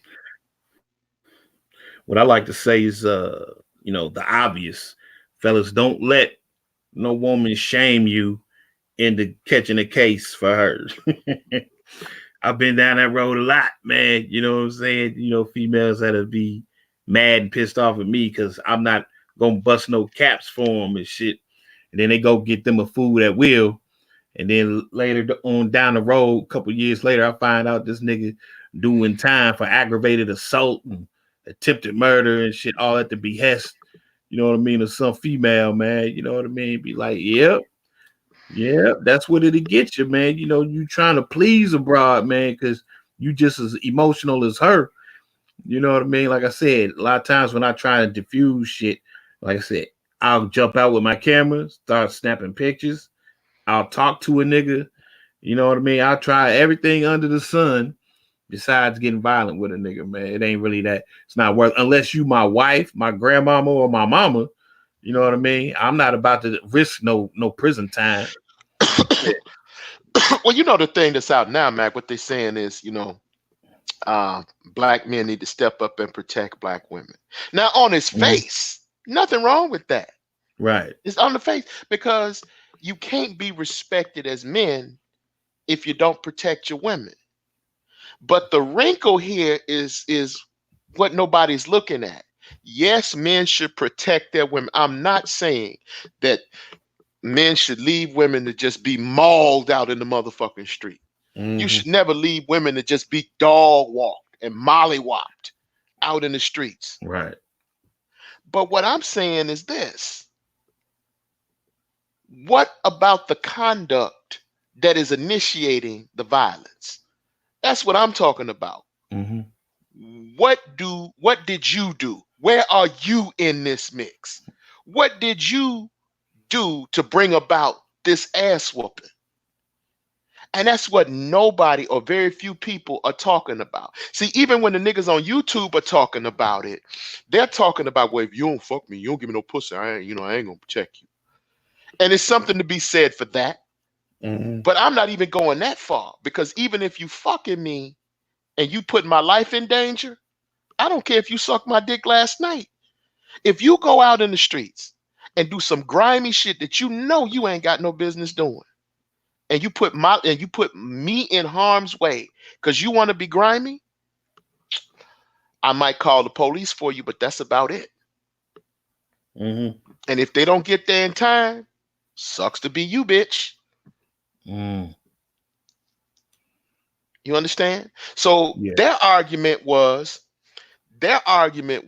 okay, I'm not fucking you. If I don't get no affection, you don't get no protection. I'm saying even if you give me affection, your affection is not worth me going to prison over if you are instigating the very need or the very thing that caused me to have to protect you. Mm-hmm. Now, if I'm with my girl or with my woman, I'm going down. I'm a Right. die on my shield. Right. If I'm with my girl, I'm going to die on my shield. Because I'm not going to let anybody harm a woman. I'm not going to let anybody harm anybody in my family. I'm not going to let them harm anybody who I'm familiar with. And I know that it's an injustice. I know that they're just getting the goddamn stuffing beat out of them. I'm not going to allow that to happen. I can't let that go down. Mm-hmm. But this other shit they talking about, why y'all sitting around recording? Why don't y'all do something? Because they know that bitch is grimy. That's why they recording. They know that this shit, World Star ain't up no more because I think that nigga is dead. But World Star, nigga, World Star. That's why they recording it, because they're gonna put this shit up on World Star. They recording because they know it's some bullshit. Mm-mm. They recording because they know it's fuckery. They recording because they know that after this happens, that nigga gonna be sniffing. That broad gonna be sniffing that nigga's balls tomorrow. Isn't that how it went down, dog? Isn't that how it went down in every substance with every freak in the Mackcity state? 100%, man. There's no exception to the rule, man. 100%, man. It didn't matter what happened to them, man. You know, if they had black eyes, if they had their arms broke, you know, the niggas would come in and just rob them and take all their money and leave them homeless and destitute. You know what I mean? Leave them hungry. The kids be hungry. They didn't care, man. They would always somehow end up right back with that nigga, man. Shit. So you coming in there with your cape on, man, you look stupid. You know what I mean? 100% of the time, man, they was right back with the nigga, man. Even in the journal logs at mackcity.com. Go to the journal logs at mackcity.com or patronize the Fat Mac at Mack City Limits Podcast on Patreon. Right now, go get your subscription right now. There was a situation when the Hydra, when you took the footage of the Hydra with that ring around her eye sucking dick. Yeah. She got right up from that video shoot and went right back to that nigga that put that ring around her eye. Mm-hmm. Yeah, man. I had some females that was really mad about that shit, man. They were really mad about that shit. Like, you're promoting domestic violence. I'm like, no, I'm running a documentary here. It is what it is, you know. Shit. Her nigga's whooping her ass.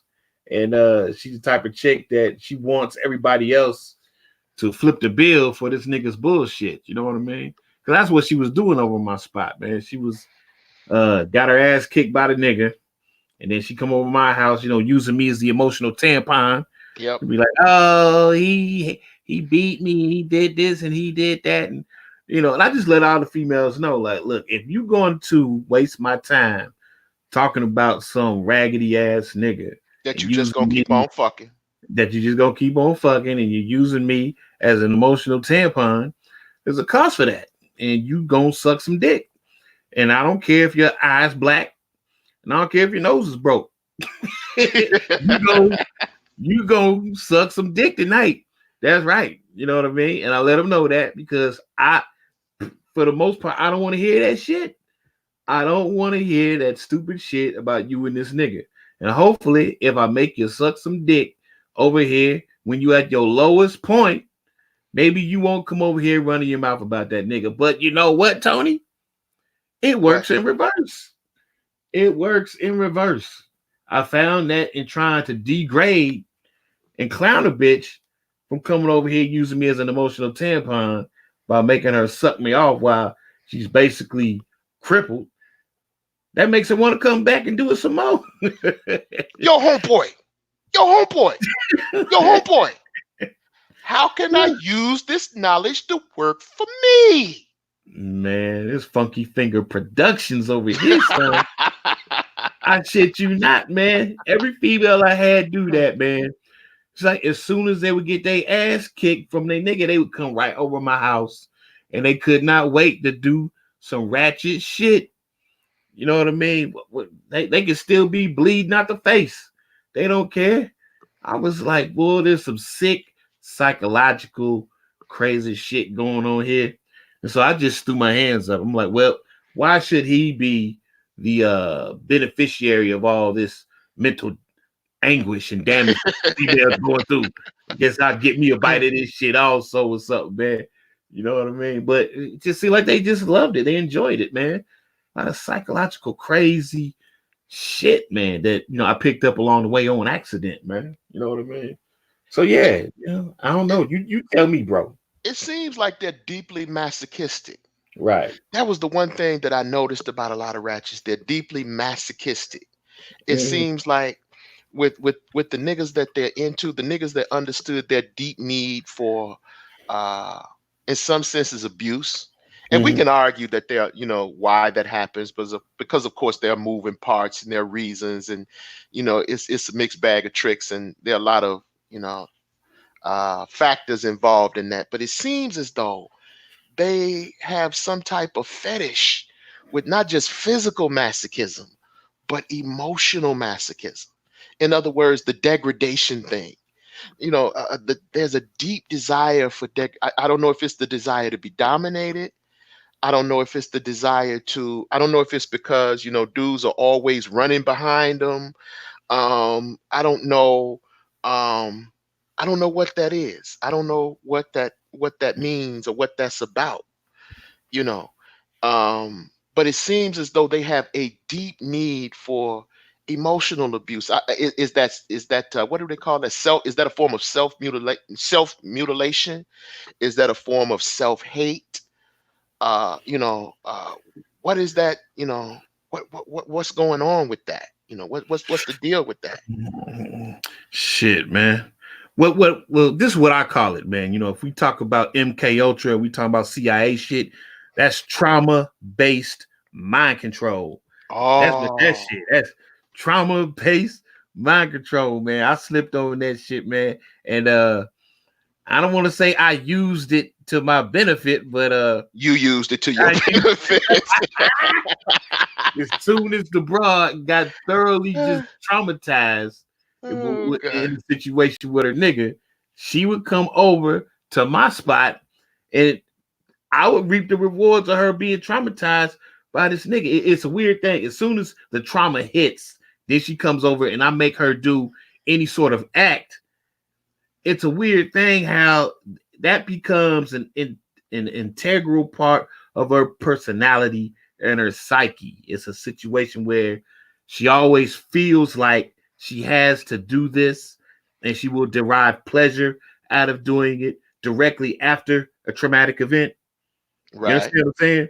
Right. Yeah, I don't want to get too deep into it because I don't want to give away all the jewels, all the pearls, and I've sworn myself not to do it anymore because I still I have issues with how I did some of the ladies, man. You know what I mean? But yeah, nigga, you dealing with a evil magician here, man. I used to get down, man. I used to have broads, they talk about R. Kelly brainwashing bitches, nigga. I was horrible. I was that nigga once upon a time, man. But yeah, trauma-based mind control, MK Ultra. Look that shit up. If you want to see the best in trauma-based mind control, go right now to Mackcity.com. Right now on the web.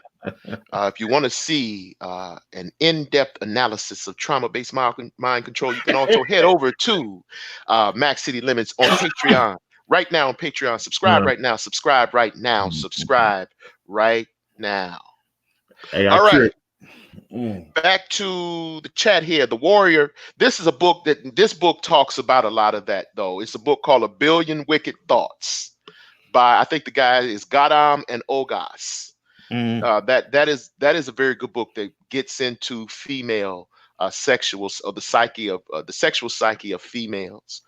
It's an excellent book. I would recommend that book to anyone that is seeking to understand quote unquote female nature without the heavy residue of that red pill shit that you hear nowadays on YouTube. But anyway, the thing is again, it's complicated. The truth is that it's complicated, and it's a mixed bag of tricks involved here, and it's never the straight line. And that was the point of our podcast here today, is that it's never the straight line that they make it out to be. That's not what this is. A lot of instances, it's some other shit going on here that you don't know about. So in a lot of instances, unless you don't know about the situation, the best thing you can do is use your mind. Call the police. Call the police. Get some assistance there if you figure an injustice is being enacted, or you think some injustice is going down and a female is just getting the tar beat out of her. You know, if you know her and she's a member of your family, or you have some type of familiarity with the relationship or with the person, and you have absolute confidence in her conduct, I could see you interceding. But other than that, get help. Get help. Contact the police. Don't become a bullet magnet. Don't become a bulletproof vest for these situations, because you don't know what's involved. You don't know what that's about.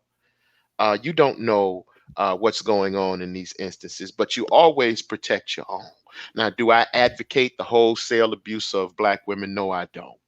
I don't advocate the abuse of anyone. I don't advocate. I hate bullying.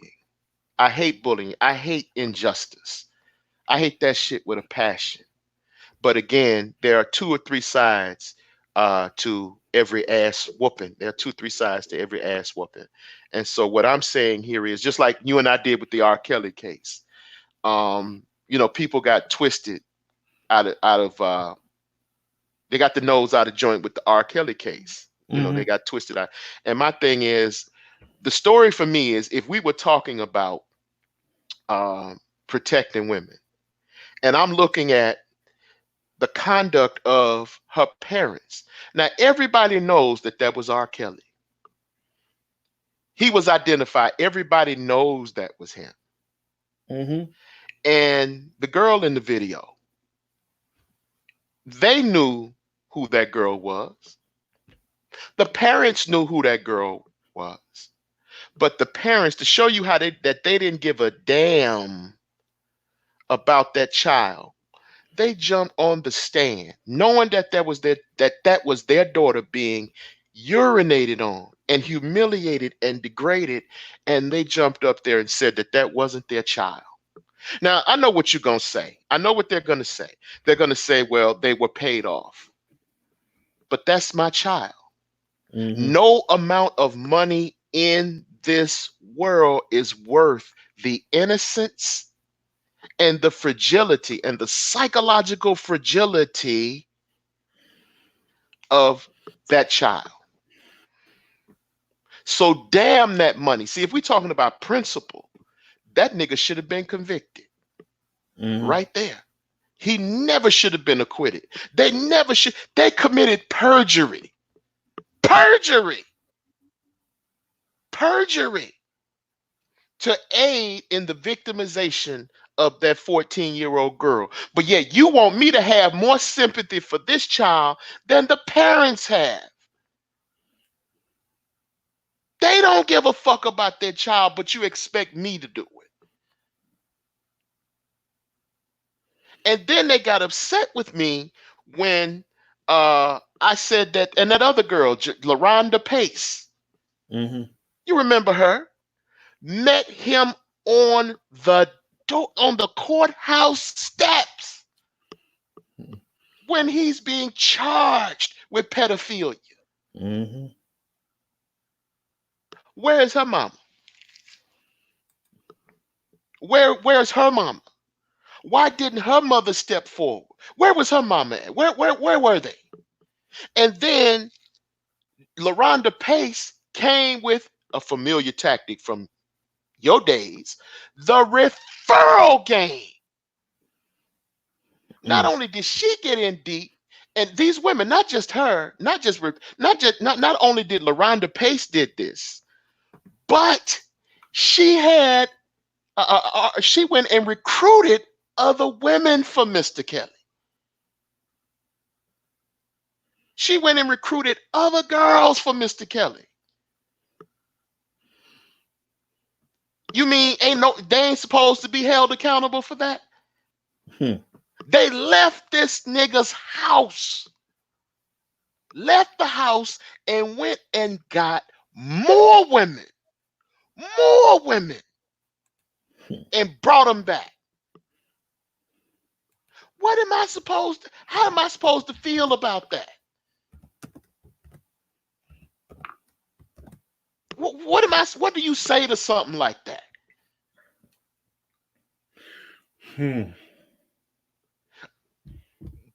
Is that the work of innocent women to you? Nope. Cold and calculating, trying to get a bag, nigga. Trying to get a bag. In the worst way. Okay. Shit. So not only did LaRonda Pace recruit a girl for her, and now in the news now, what is her name? Jocelyn Savage? Yeah. She's saying she's a victim now.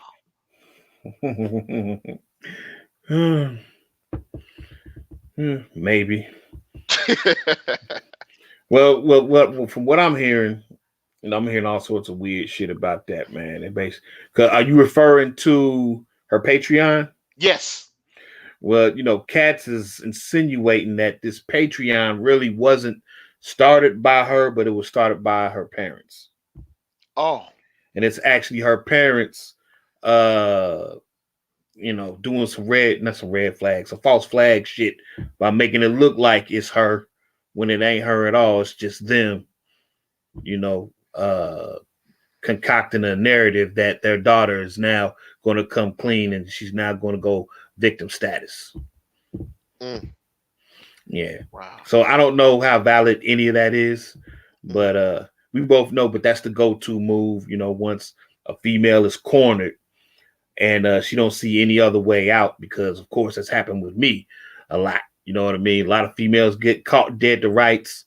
They was loving Big Mike for years. Yeah. Big Mike was paying their bills. I was feeding them and their kids. I was making sure everything was tight, everything was straight. I was paying for medical. And then all of a sudden, when the website get popular and local niggas see it, now all of a sudden they a victim. Big Mike forced them to do it. Big Mike cheated. They didn't know the camera was on. Mm-hmm. And here she is twerking in the motherfucking camera. Yeah, man. He forced us to do it. He lied to us. We didn't sign no paperwork. All that. I'm like, God damn. I'm like, bitch, I just laced you with 200 last month. You know what I mean? And this is what I'm hearing coming from you. You know what I mean? So this is what R. Kelly dealing with right now, man. He laced them.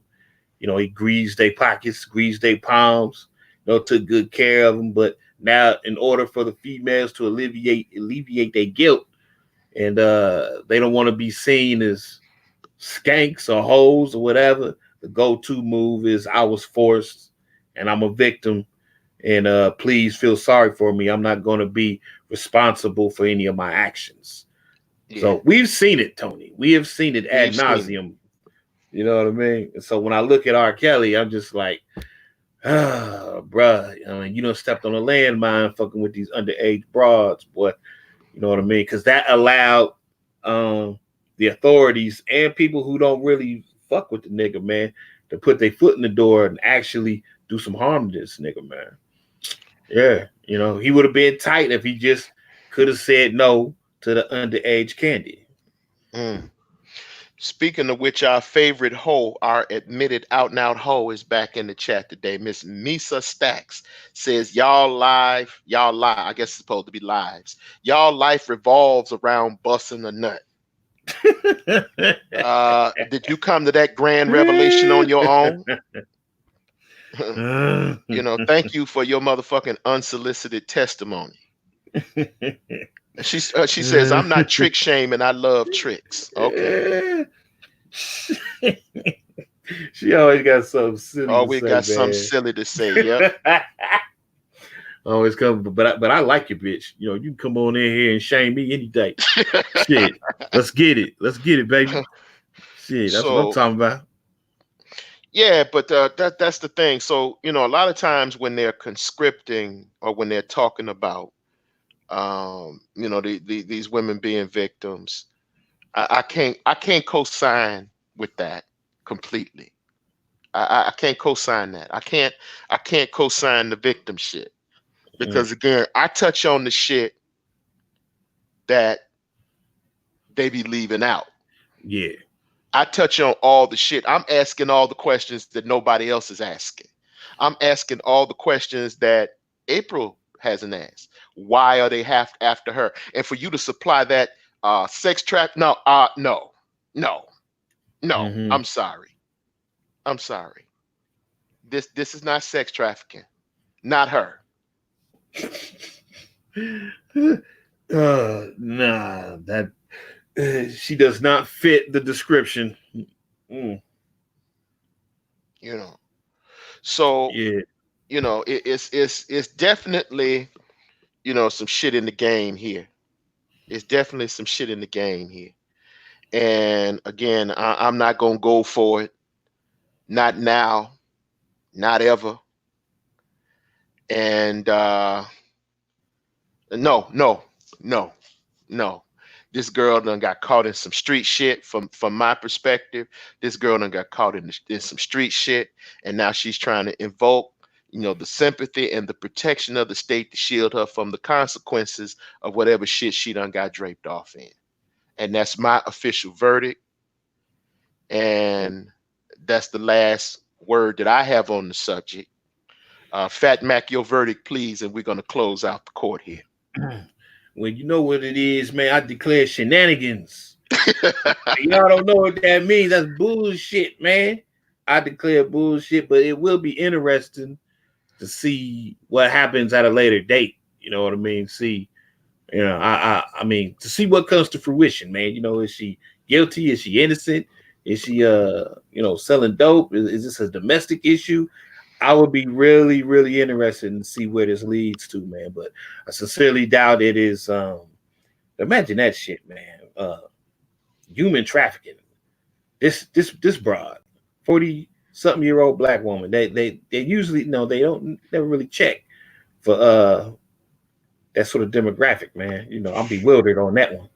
But yeah. Nigga, that's an understatement. They don't really check for that. And that's a motherfucking understatement. Ain't nobody searching for no 43-year-old bitch for no sex trafficking.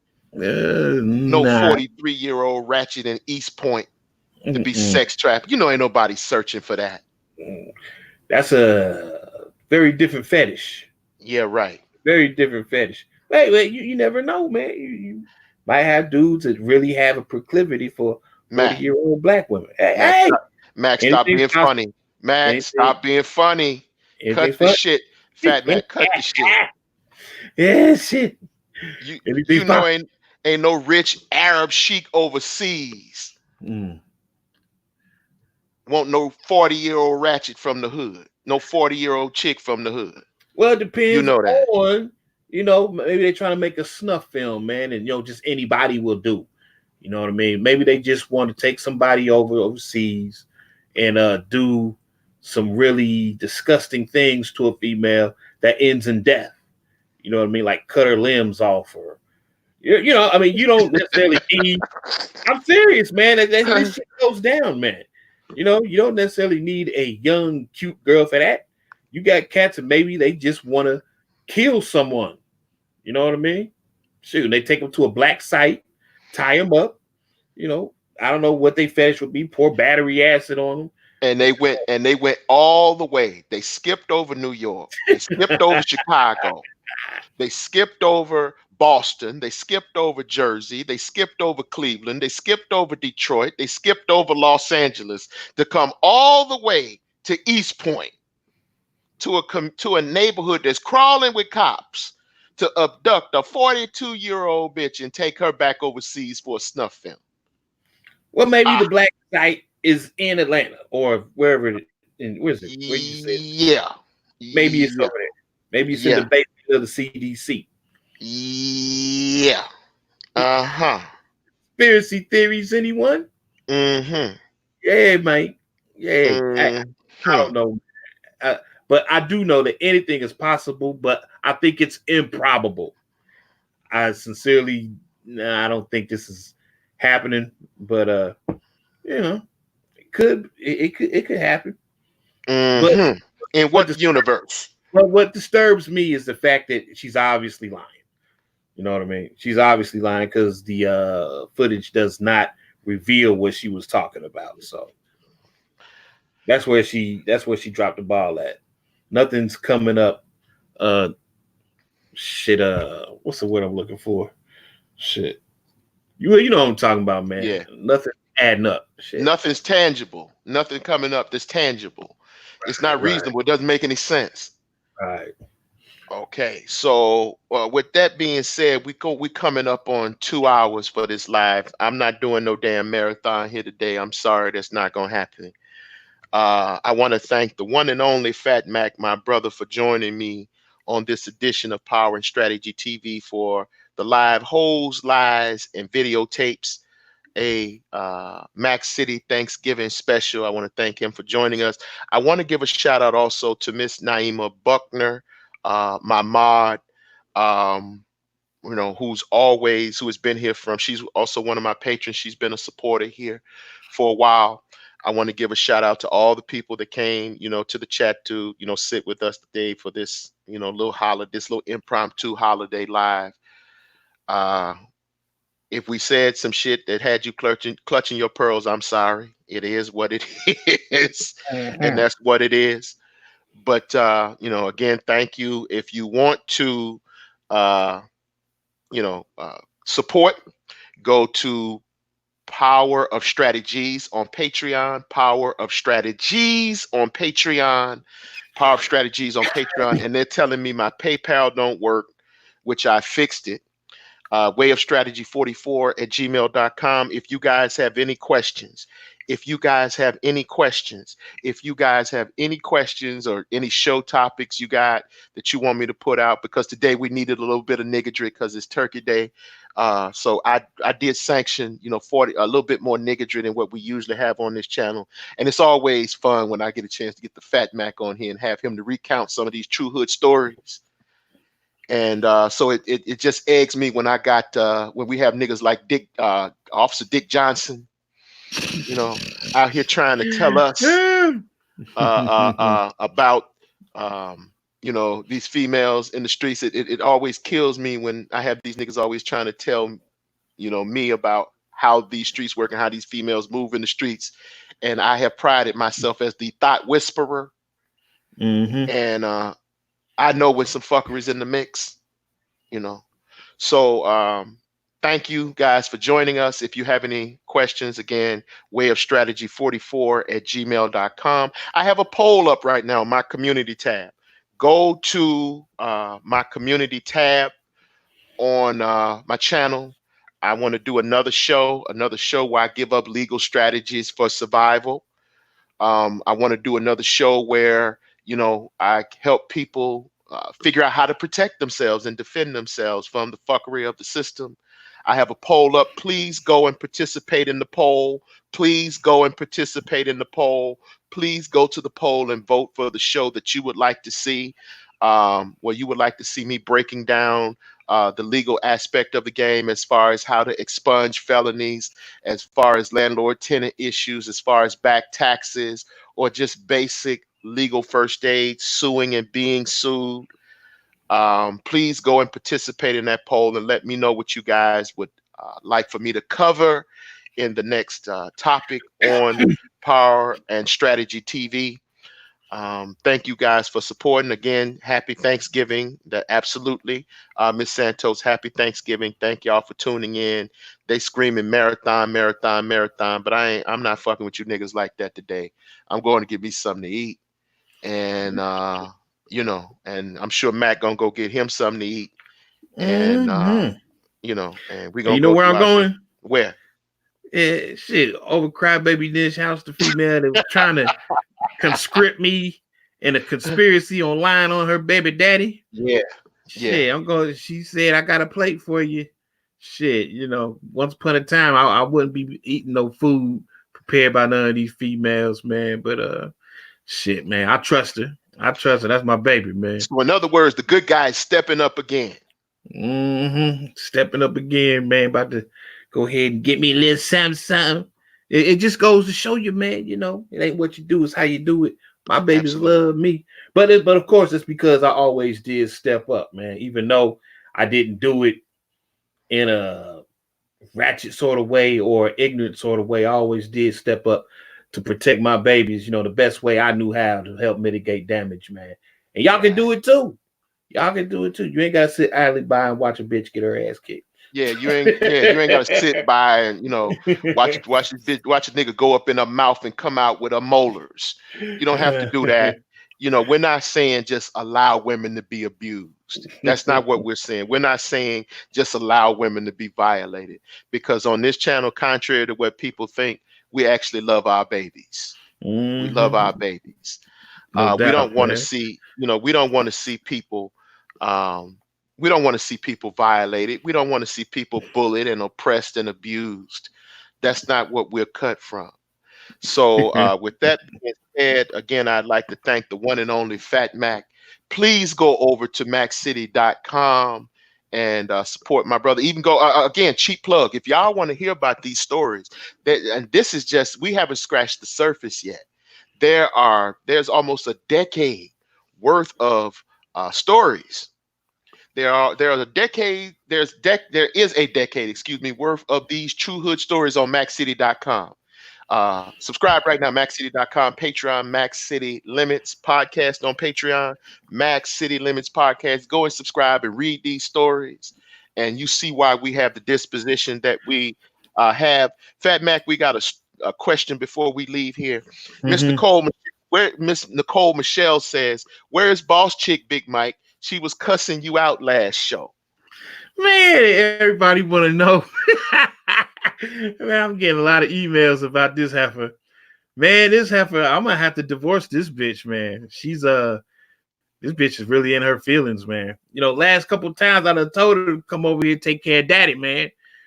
She's still, because remember on the phone I told her I was gonna make it right. Right. You know what I mean? Right. For basically being out with another broad on her birthday.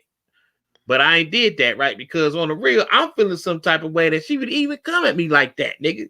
So I've been flipping the script on her. I'll be like, before I do anything, you need to come over here and make daddy happy. You know what I'm saying? Mm-hmm. You need to go ahead and, bless me. And for those that don't know, you need to get on your knees and handle that. And she playing hardball because I hit her up with the text yesterday. She was supposed to come over yesterday. She said she was coming over, but she hit me with the rude shit by not even showing up. Didn't call me, didn't say she wasn't coming over, just left me straight hanging and shit, right? Wow. So ain't no thing, you know what I mean? Time is my friend, and I'm gonna sit back and wait because, bitch, you gonna need something. And when you need something, I'm gonna just tell you no. No, bitch. But Mac, you're not offended because she's coming to you when she wants something. The only reason she's fucking with you is because you want something. She doesn't really love you. No, she doesn't. No, she doesn't really love me. But she does, for the most part, she does respect me. You know what I mean? Because she knows she just can't get, because like she has two other dudes that she's fucking with. Mm-hmm. Right. And I see how she do them. I mean, she get whatever she want out of them motherfuckers, man. She one of them. She is doing the manipulative time waster thing with these other dudes. You know what I mean? Right. These dudes is paying her. They going on dates. Yeah, they ain't really getting or she's extracting all the raw materials out of these niggas, right? And they ain't getting no, well, I can't say they ain't getting no ass. I'm going by just the overall demeanor of some cats because I met a couple of them. Once again, I'm Uncle Mike. She's introduced me as the uncle. You know what I mean? So I don't know, it appears that they ain't fucking. You know what I mean? But even if she is fucking, I don't care. But I know, she getting bread out these niggas. You know what I mean? I taught her well. A lot of these females, I taught them how to get in the trick pockets. You know what I mean? So she using and abusing a lot of these niggas, man. And I know all her tricks, man. I know what she gonna do. I know what she gonna say. And a lot of times it's really insulting that she actually tries some of the bullshit tactics and techniques on me.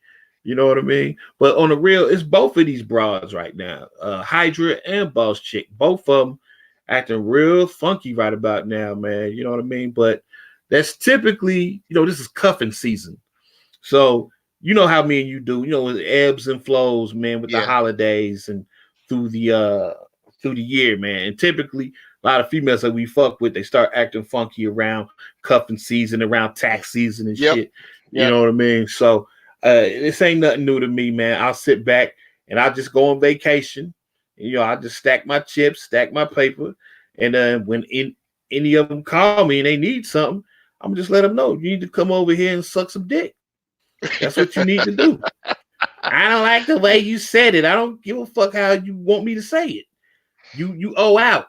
You delinquent. You know what I'm saying? And a lot of times I don't want to do that shit, man. But if you don't do that, they'll get comfortable with always trying to get in your pockets, man. So two things is gonna happen. They're gonna end up sucking you off, or they're gonna leave you alone. And either one is fine by me. Exactly. You know what I mean? I don't give a fuck if go ahead. Especially during this season, because they get really slick mouth during tax season. Because that nigga that's been swerving them for a minute, now he coming back up under them because they know they're getting them tax refunds back. So this is the season. I was telling somebody before, this is the period when these niggas start getting in position. Around Thanksgiving, all these niggas start acting right because it's getting cold. Those tax refunds are coming back, and these niggas are getting in position so that when the refunds come in, they can come in and, get these bitches to drop, racks on, their little nigga Corvettes, the Dodge 300s, with the big ass rims, So these niggas generally start acting right during tax season so, that they can eat in, get these bitches pockets, get in their pockets for that little tax refund. So, they get funky with you this time of year. Their attitude get real slick. The patience gets real short. They start acting kind of defiant.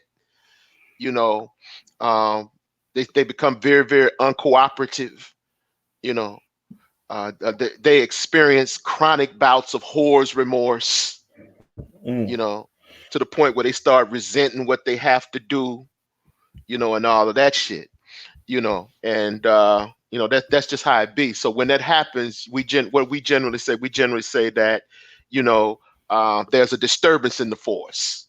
That's what we call it. It's a disturbance in the force when we start seeing something like that happen. And so we usually know it's a nigga in the mix. And if the nigga's in the mix, he's usually that. Now that's some dirty macking. If people, if people want, because they've accused us of being, someone accused us of being dirty macks. But our actions are always honorable, but we're not suckers because our actions are honorable. You can be honorable to someone without being a doormat because they think that, because we're honorable for them, that they hitting us for racks upon racks upon racks. And it's like, no, you can be honorable and be a good guy and keep your word and stand on your square, but that doesn't mean that you have to be a fool. So I think a lot of people get that twisted when we say, be honorable. Right. So we generally know what happens when something like this go down. We know, it's another dick in the mix. It's another dick on the periphery. And so what you generally do, you generally just wait this out. You just wait it out because you know what's going to happen. After that tax money run out, they ain't going to make payment the first on that car. They're going to put that down payment, and that's the last dollar they're going to put down on that motherfucker. The repo man will be searching for their ass by June. The nigga is gone with the car, in her name and so forth and so on, and they're running from the dealership, and the relationship is broken up, and so now he with another one of his baby mamas, or side bitches, and now that he's ran through her money, he's fucked her up, and now she has to come back to you now. That's when you got to get some nut on your grill. It's a must. You got to get some nut on your grill. You got to get skeeted on for that. You got to pay the toll for patrol. You got to come in. I don't mean to get biblical, but you got to come in your sackcloth and ashes and ask for forgiveness. You got to worship at the altar of the black scrotum. Okay? Oh, shit, man. There's always a price to pay when you get indignant. And oddly enough, when you do that, you would think that they would say, fuck you, fuck that. Nah, man, the ill part is they actually dig that. Oh yeah, it turn them on. That shit turn them on, boy. Shit. Yeah, she a stone cold trip, man. She be killing me, man. She's really deluded herself thinking she running shit, man. But like I was telling some cats the other day, man, because these two women got my name tatted on them, right?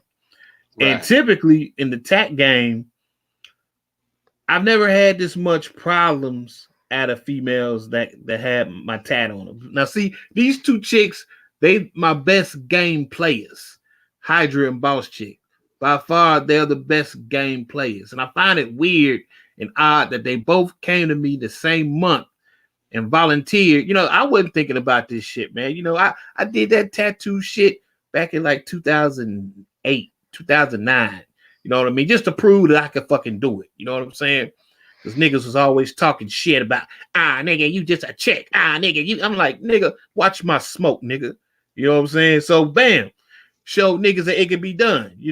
Bras fuck with me. You know what I mean? So, this year, they just come out the woodwork like, baby, I want to get your name on me. I'm like, where the fuck is this coming from? I'm like, well, shit, let's go. Let's get it. You know what I mean? So they got the name tatted on. Now, typically what's supposed to happen is, of course, they supposed to go to the front of the line once they get the big mic tat. That's their get out of jail free card. You know what I mean? You go to the front of the line. If I got other bitches on the wings, you automatically get first dibs on whatever the fuck going on. You know what I mean? Right. Shit, man. These two heifers right here, they done took it to a whole new extreme, a whole new level. They done took this entitlement shit. They just ridiculous with it. The other females that had the tats, it was more so subdued, more so docile and submissive. You know what I mean? They didn't come at me like these two bitches. These two bitches, they want a mansion, they want a yacht, they want they want, man, they want everything. I'm like, you bitch, you crazy. Like, no, I'm not doing that. Oh, baby, please. I'm like, no.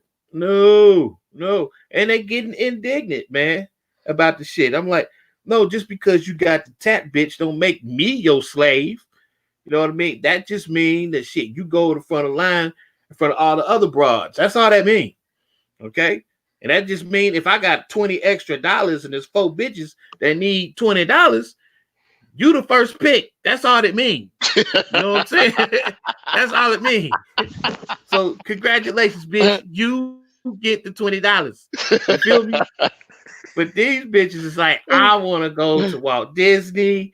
I want to go to Disneyland. I want to go to California. I'm like, well, where in the contract do it say we're going to do this shit? We ain't doing this shit. No. You know what I mean? And so, they love going around showing the tattoo. And yeah, I'm one of Big Mike bitches and shit. And, woo, man, they getting on my nerves, Tony. These two bitches is getting on my last nerve, boy. I'm tired of arguing with their ass about it. They just won't accept no for an answer. Because they got the name on them, they feel that they entitled to everything I got. Everything. I'm like, no, bitch. Stop calling me. Hence the reason why Boss Chick called me up talking that crazy shit on the phone. She usually, nah, man, I can't remember the last time. The last time she acted like that, we was in an actual relationship. You know what I mean? Me and her ain't been in a relationship since 2006. Shit, she like, where you been? What you doing? I'm feeling some type of way, and I'm like, well, where's this shit coming from? You know what I mean? Like, is this because of the tat? Well, what is this? This ain't usually your modus operandi. This usually ain't how you act. You know what I mean? I'm used to boss chick. You know what I'm bitch that don't give a fuck. She about that money. She about that bread. She about that bag. That's all she about. You know what I mean? Fuck your feelings.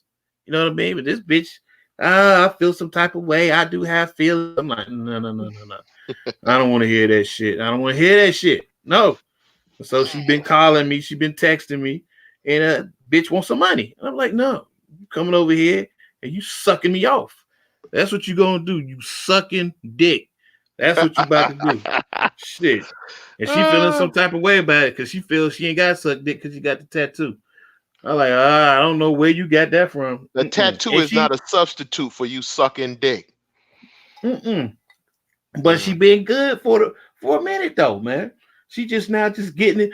What it is I spoiled her because both of them are used to quid pro quo. If they want money, they having sex. Tricking. That's the way it's been. Yeah. Tricking. Let's spell it out. That's the way it's all. Yeah, that's the way it's always been. But with the tat game, the females will get the tat. I can loosen up on that shit. They can call me. They'll be like, Big Mike, I need 50. Big Mike, I need 100. Big Mike, I need this. I need that. Because when you get the tat, you wifey status. And I got you. Bam. You know what I mean? I'm not going to make you suck and fuck every time you need money. Right. But they not honoring the agreement because every now and then, if I need something done, if I need a hookup, and I'm not trying to pay you that particular day, like especially Hydra, she bad for this. She ain't trying to come through. That bitch is not trying to come through, man. You know what I mean? Right. Now Donna, she was cool with it. Donna was cool. If she said that, if I said I need you to come over to hook me up, she would come over, hook me up, and I wouldn't have to give her shit. You know what I mean? But now all of a sudden, since it's tax season, holidays, hoes is brand new. You know what I mean? So I'm just going back to the old formula, strictly tricking. You know what I mean? You're not getting no wifey privileges. You know, you can't call me up and be like, I need 100, Big Mike, because I'm fucked up. No, if I put 100 in your hand, your face is getting wet. No two ways about it. Because I tried to do it. Wet. Yeah, I tried to do it the righteous way. You know what I mean? I tried to bless you. You know what I mean? But you're not adult enough to be in the agreement. You don't want to respect the hookup. Yeah, they don't want to respect it, man. So, and I don't give a fuck what season it is, and I don't give a fuck who the fuck they got in their house they trying to be faithful to. That ain't my problem. That's your problem. You deal with that. But when Big Mike say he needs something to happen, it needs to happen. You Perfect know what I mean? Segue. O'Shea Duke Jackson just came in the house. Our trick brethren has just joined us. On this big trick head team. ass nigga. O'Shea. The thing is that even when they get the hookup, they think that that there's no obligation with the hookup. It's like, yo, if I looked out, you gotta give that hookup back. And so what happens is, they what they want to do is they want to take them. That's the fucked up part about it. It's like, bitch, you only got yourself in deeper quicksand here because I'm the only one that fucks with you. So you know how this is gonna end up. You know you're gonna end up back on your knees. So why fight it? Why fight it? The thing is, excuse me, especially boss chick, she got a good paying job too, man. You know what I mean? Shit, she don't need to do this shit, man. But she a freak, man. She love the lifestyle. You know what I mean? So a lot of cats, they be killing me with that shit, talking about bitches only fucking with you because they broke. Bitch ain't broke, man. You know what I mean? She's a classic liar, man. Like I said, she'll tell me that she broke and that she fucked up, but she really ain't broke and fucked up. She got revenue streams coming from 2 or 3 other niggas, you know what I mean? And she may or may not be fucking them. But she real good at getting your money and not giving you no ass. She real good at that. I've seen that plenty of times, man. But yeah, I've seen that these two females, man, with the tag game, they've been trying to flip it. They've been trying real hard to flip it, to turn me into a simp slave and shit. And so I'm like, you hoes is about to be angry because each time they email me, each time they text me, it's all about what they want. I want this, I want that, I want this. And then they get an attitude when I'm like, ain't got it, ain't got it, ain't got it. And they know what's happening here. They know what they're supposed to do to make this right. Mm-hmm. But right now, it's a balance of power, man. You know, everyone's vying for power. Who gonna cave in first? And typically, you know, I usually have more females on deck. Typically, I got usually about 4 or 5. You know, the power of options is beautiful, man. So I could always wait a bitch out. You know what I mean? But as it turns out, I ain't really been on my pimping lately, man. Just basically really been them two. And I do have a younger chick, man, another 19-year-old chick that I fuck with every now and then. But just her company just irritates the shit out of me, man. I can't stand. No, she look good, she fine, but just the conversation, I just, god damn it, man, these young broads. But nah, man, I'm just, due to the fact that I'm an older dude now, I don't necessarily need the options. I can wait because I don't be needing the sexual interactions like I used to, man. Nigga, I can go a year without no ass, and I'll be tight. Yeah, man, shit. So, I mean, especially since I've had more sex probably than 3, 4, 5 niggas combined, you know, in a room. You know what I mean? Me back in 2003, I had so much goddamn sex, man. It's like shit. It's ridiculous. You know, it get to the point where it's boring. I'm yawning. I'm like, shit. Only thing that's gonna turn Big Mike on is a real, true, bona fide love affair. What? You know what I mean? Yeah, that's the only thing that's really gonna turn me on to some real. Where the hell love. is the cold Michelle at now? Her ass would be absent. Any other time she'd be in the room, but when you say something like that, her ass is missing in action. Her ass is missing in action. She didn't hear this. Yeah, that's about the only thing that's gonna really make me get excited actually feel something for a female. You know what I mean? But you tricking and you want love? No, I didn't say I won't love. Oh, I said that's the only thing that's gonna make me feel, you know, something during sex. Because about now, just doing sex just as a physical act, it's boring. I don't get nothing out of it. You know what I mean? But if I actually had sex with a woman I care about, now that's something that I haven't had in a while. I haven't had that in a while. I actually had sex with a woman that I really like, that I really care about. So can we say in this instance, to follow up on that question, that the tricking sometimes gets old? Oh, no doubt. Just like anything, man. Anything gets old. You can't eat chocolate chip cookies every day. You know what I mean? That shit get nauseating, bro. Even though I love chocolate chip cookies, man, give me some cookies and milk, nigga, I'm good. But shit, try eating that shit 3 days straight. You lose your appetite for that shit, man. Yeah, wow. man. Wow. Shit, man. But yeah, that's funny, man, that she should bring that up. Because boss chick, this heifer, I'm not gonna be surprised if she texts me as soon as I get off here, cussing me out and shit. Be like, yeah, well, shit, I don't give a fuck what you got going on in your life. If you ain't coming over here and you ain't doing your duties, I don't want to hear it. Shit. But she gonna try and hold me to that bullshit that I said on that phone on the last hangout. Because I told her I was gonna make it right. And she been waiting on me to make it right ever since. Shit. I'm like, nah, I done changed my mind. Nah. Well, let me ask you this question now. Let me ask you this question. From the time you started this whole social experiment to now, when you came in, of course, you know, it was what it was. You said it was a social experiment. And initially, you guys, it was you, and of course, it was you and the side trickster, and y'all were just getting in the game and so forth. Now that the plethora of ass, you realize you had more sex than what most men will have for the rest of their lives. Do you have the same value for sex and ratchets that you have when you first started the game? I know the answer to this, but I want to hear it from you.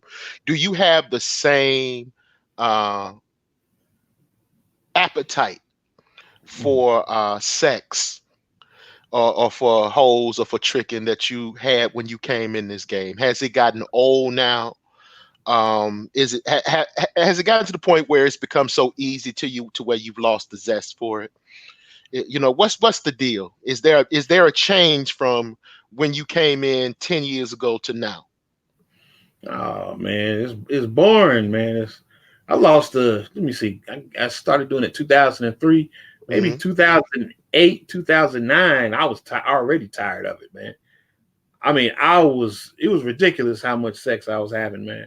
I lost my mind. I was like, man, it's this easy. It's this. I was doing some disgusting shit, man.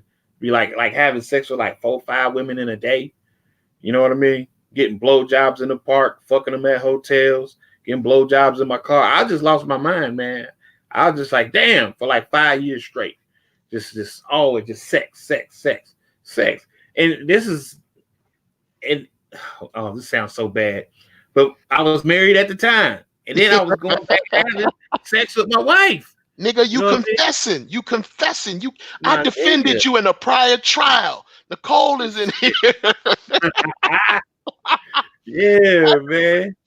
You confessing, my nigga. You confessing. You can't do that. Yeah, got to, man. Shit, man. But just that alone, just the sheer volume of having sex, and then me getting older and having my testosterone drop off, it's all bad for me, man. Like I can have 5, 6 females walking around butt asshole naked in my spot right now, man. It won't do shit for me, bro. You know what I mean? And I think back to when I first started, man, I was on fire. Like if I was to see ass and titties butt naked walking around, I was ready. Man, it was ridiculous just how thirsty a brother was, man. I was gonna hit it. I'm gonna hit it. And I'm gonna keep hitting it. And I ain't gonna stop, man.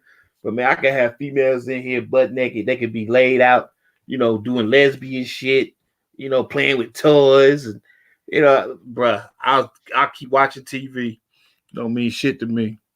But that's the Yeah. thing though, because a lot of the criticism is they will say, because I noticed this among a lot of the so-called square chicks, there's a certain envy, sexual envy that they have for the ratchets. Mm-hmm. And so what a lot of times they don't know is that dealing with these ratchets really gets old. You Mm-hmm. understand what I'm saying? Yeah. Dealing with these ratchets, really, that shit wears you out, because for the same reason that we talked about on these podcasts, when you're dealing with these ratchets, it's always some fuckery in the mix. Like, yeah, you get all that sex, but it's a price for that. You pay a price for Mm-hmm. that. None of this shit is free. This shit costs. And what you pay in time and aggravation and in peace of mind is just as expensive as what you would go in your pocket for, even more so because it's taxing. You know, out here dealing with, because when you're dealing with ratchets, your mind always has to be in chess mode. You know, your mind has to constantly be in chess mode because you're trying to detect conspiracy and betrayal. And there was this great line in this movie that you and I saw. It was called The Good Shepherd. Mm-hmm. And there was a line in there where the man said, he said, the mental faculties that you need to detect betrayal and conspiracy, it's going to erode natural judgment. Mm-hmm. So what he's saying is, you spend so much time trying to figure out, because you always got to be 4 steps ahead of these ratchets, because you never know what they're involved in. You spend so much time trying to sniff out betrayal, to the point that that shit is mentally exhausting. It takes a lot out of you mentally just dealing with them. So at some point, you would want to deal with someone that's stable. You would want the escape of a good girl. Going back to what you said earlier, you said you would desire sex in a fulfilling relationship. So I guess what I'm trying to say is at some point, do the ratchets play out? Do they get old? Yep. Do they play out or get old? Not for me. No, Not for you. no, because the females that I fuck with, man, Uh-huh. uh, like, I mean, they good chicks, man. They really good. Just like Nish. I mean, she's scandalous, bitch. She trying uh hit niggas with false violence and rape allegations. But man, she always been good to me, man. Baby girl always been good to me, and I had the best time when I'm out with her, man. I really enjoy her company. I really enjoy Hydra company. I don't really enjoy Boss Shit's company. She Well, just fine and she let me good. ask the Um, question this way. yeah, I'm not talking about being around ratchets. That's right. not what I'm talking What you about. asking? I'm talking about in terms of trying to, we both know that you can't pursue them in no type of fulfilling relationship. Right, We both know you can't have any type of meaningful relationship. I get the right. fact that they fun to hang around. They make you feel alive, because there's a certain degree of excitement that they bring to your life. But there are some points. It's like when I remember back in the day when you was at the spot, you was like, I just want to stay here and play Xbox. You see what I'm saying? Mm-hmm. Yeah. A lot of times when you need to go through detox, you go through power trick detox because you get burned out dealing with them. And so Mm-hmm. it's like, well, if they don't call, fine. If they do call, fine. You just don't give a damn no more because the Mm-hmm. rose is off the bloom. You know, that's the Mm-hmm. question I'm asking. At some point, does that shit get old? Does the cycle of having to deal with them get old? Well, it's only old to me because I've become older and I can't keep up. Ah, okay. I can't. It takes too much energy to deal with them. You know what I mean? Shit, if I was like 20, 30 years old, it wouldn't be nothing to still deal with them and bend them to my will, man. But these females, they got a lot of energy. They got a lot of spunk in them, bruh. And I don't have the time or the energy to try and tame these bitches, man. It's like, Jesus, you motherfuckers, y'all more trouble than you're worth. You know what I mean? This is some old man shit right now. An old man like me right about now, and I consider 50 old. You know what I mean? They half my age. So it's like, man, I just don't have the time or the energy to keep up with them, man. But the thing is, when it comes to relationships, any woman that I've ever been in a relationship with, man, they've always been good chicks, man. I've just always had a way of bringing that out of women. You know what I mean? So when cats say ratchet or cats say middle class, or to me, it's irrelevant, man, because I'm the man and she gonna follow my mandate and my lead, or she ain't my woman. You know what I mean? So there's been let me put it this way: boss chick. There's been 5 of them, man. Boss chick, crybaby Nish, Sweets, Nikki, and Jessica. They all kind of missed the boat because if they would have met me like 10 years earlier, they could have easily have been my significant other. Easily. Because I had the energy to put it down like that. But when I met them, I was fading out. You know what I mean? They was just coming up and I was just fading out as far as my libido is concerned, man, and my energy. Shit. So they would have been good chicks, and they wouldn't have graded on me, and they wouldn't have worn me down. You know what I mean? Because I would have put their ass in check, and they would have been grateful for it, and they would have loved my dirty draws, boy. And the funny thing is, I almost succeeded in doing it without even trying. Because all of them, I was kind of like half and half in a relationship with all of them and shit. But I do it. I get females involved in the hustle. I get them hooked on the hustle. I don't get them hooked on to me because getting them hooked on to me is problematic because I had too many females I was dealing with. I couldn't be dealing with females keying my car, flattening my tires, and all that bullshit, man. So, but I see what you're saying, though, man. You know what I mean? They are, man, they're a headache, man. They can really be a goddamn headache and they can be a liability, man. But you know me, Right, I'm very patient. I'm very right. patient. Well, Mm-hmm. I'm not as patient. I'm not Well, as you are patient as you. definitely. Oh, you ain't nowhere near as patient as I I'm am. not. I'm not You as cut them patient off as you. quick. Quick. Yeah, So and that brings me like, okay, now when you first started, like some of the episodes when you first started, when you and Side Trickster was on the streets, and you went from, the infamous Club Cream, somebody better get out here and clean this shit up, you know, yeah, man. and Yeah. because this Mac City wasn't your first website though, right? Nah, it was actually named after my wife. It was called lin69.com. You had a Shit. porn But site with your wife? yeah, yep, sure did. What? Your wife Mm, was on a porn site? yep. Mhm. Oh shit. Oh shit. Yeah, man. Motherfuckers think I'm playing it. That's why I be laughing at Officer Dick Johnson. This nigga trying to tell me about women and pimping and tricking and macking. Nigga, you don't shut the fuck up. Like, nigga, I did it for real. I had my wife on a goddamn porn site, nigga. Shit, what you talking about? I did this shit for real. But yeah, I had to shut that down, man, because I did start to catch feelings about it. I was like, I don't want this to get too popular, because she was a good woman. So Mhm. I shut it down.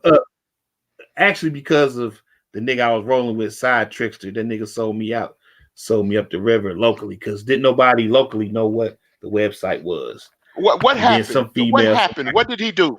What happened? there was other models locally that was on the Lin 69 website, and they wanted to know what the website's name was.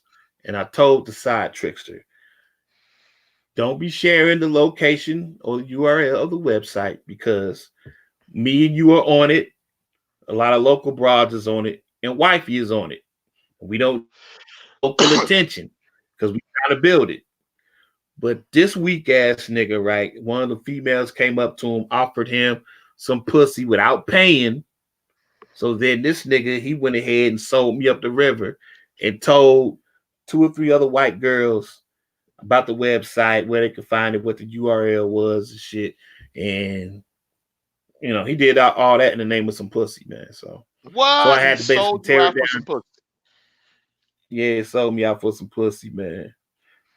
But I mean, I knew it was coming because I know what kind of dude he is.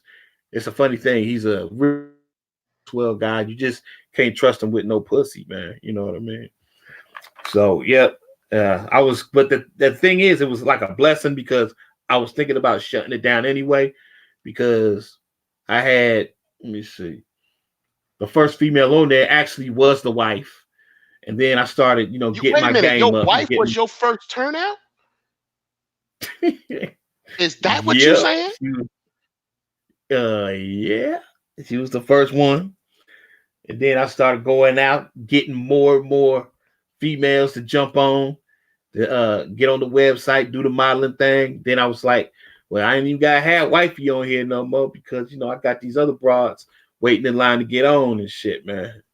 And I just kept bullshitting, waffling. I'm thinking to myself, any day now, you're going to shut this site down and open up a new one. And I was just bullshitting. I wasn't going to make that move, because I was starting to make some real good money, man. And then all of a sudden, this shit happened where the fuck nigga Side Trickster sold me out, and it was actually a blessing, because now I was like, okay, now I got my excuse to shut it on down. And so actually, I'm grateful that he sold me up the river, because wifey would have been, she would have been everywhere on the web. She'd have been, and she didn't deserve that. She didn't deserve that shit. She was a good woman, man. She did what I said, man. She followed my lead, and shit. She was always trying to please a nigga, man. Mm. Well, and then Yeah. from there, after you came up with Mack City, after you came up with some of your early models, and you can read these stories on mackcity.com, or you can go to Patreon and check them out at Mack City Mack City Limits on Patreon.com. Mack City Limits on Patreon.com. Mack City Limits on Patreon.com. Cheap plug again. The first ones that you got, the first ones that you turned out, the first ones. There was also initially the referral game was very effective for you. And when Mm-hmm. anybody reads those stories, they began to see, how each one of these females, each one of the stories naturally branch off because of that referral game. So, in other words, you have someone like a ice, and a ice will lead you to a Afton, Right. or ice will lead you to a champagne, or ice Mm-hmm. will then a champagne will introduce you to a V, and how they all intersect. And one project that was infamous on Mackcity.com, go check it out right now. One project that was infamous was Northland. Mm-hmm. You Woo, know, man. Northland. Northland seemed to be off the chain. Yeah, man. And then how all of them knew each other, and then how all of them would fall out with each other. And there was one where the Black Mamba was accused of breaking in V's house, and then Yeah. you subsequently have them turn around eating each other out in a threesome, only on Mackcity.com. I can't believe all the weird ass adventures that I had with them And then the females, thing is, man. you put them down with the side trickster. That was the funny part. The dude that they were the least attracted and the most repulsed by. You had two Mm-hmm. bitches that were mortal enemies eating each other in a scene with a nigga that they couldn't stand. Yeah, a lot of times with that's what I would do, man. If they displeased me or did anything that I didn't like, you know what I mean? It was a good way to punish them. You know what I mean? Because I was always the first choice. If they was gonna do something of a sexual nature, you know, shit, they got the choice between me and side trickster. It was never side trickster. Like, oh no, I don't want to do that. And I'll be like, shit. Well, if you want to make this cheese, shit, you're gonna have to get in the mood or something. You know what I mean? So I went through a situation sometimes, man, with a lot of them, when if they did anything I didn't like, they knew, they couldn't touch me. They would have to get real friendly with the side trickster, man. Shit. So a lot of them was on their best behavior with me, man, because I mean the side trickster was a big deterrent for any, should I say, questionable behavior. They were just like, if I do anything that pisses Big Mike off, I know what he gonna do. Next time I need a little bit of help, shit, man, he gonna make me put in that work with side trickster, and I ain't doing that. Mm, They're like, I ain't doing it. Now, for mm, for those that don't know, my boy side trickster, I mean, we both chubby, chubby dudes and shit. But right. side trickster, he's hairy, and he got this thing where he don't want to wash his ass and his nuts.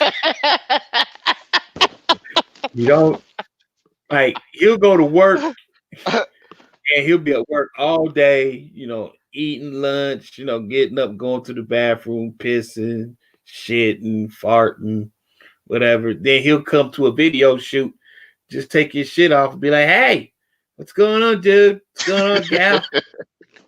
And he'll be sitting there and and he don't shave, so he got all this hair. So, he was according to the females, he was just funky. And they like, no, I'm not doing it.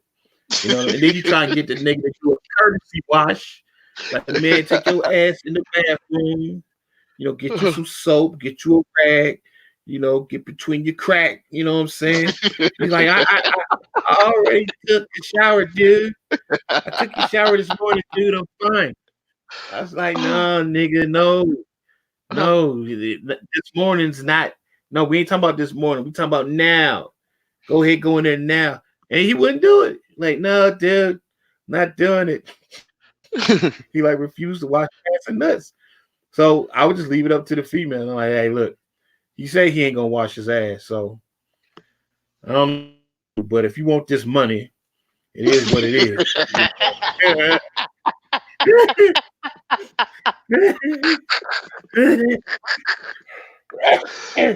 Oh shit. Oh shit.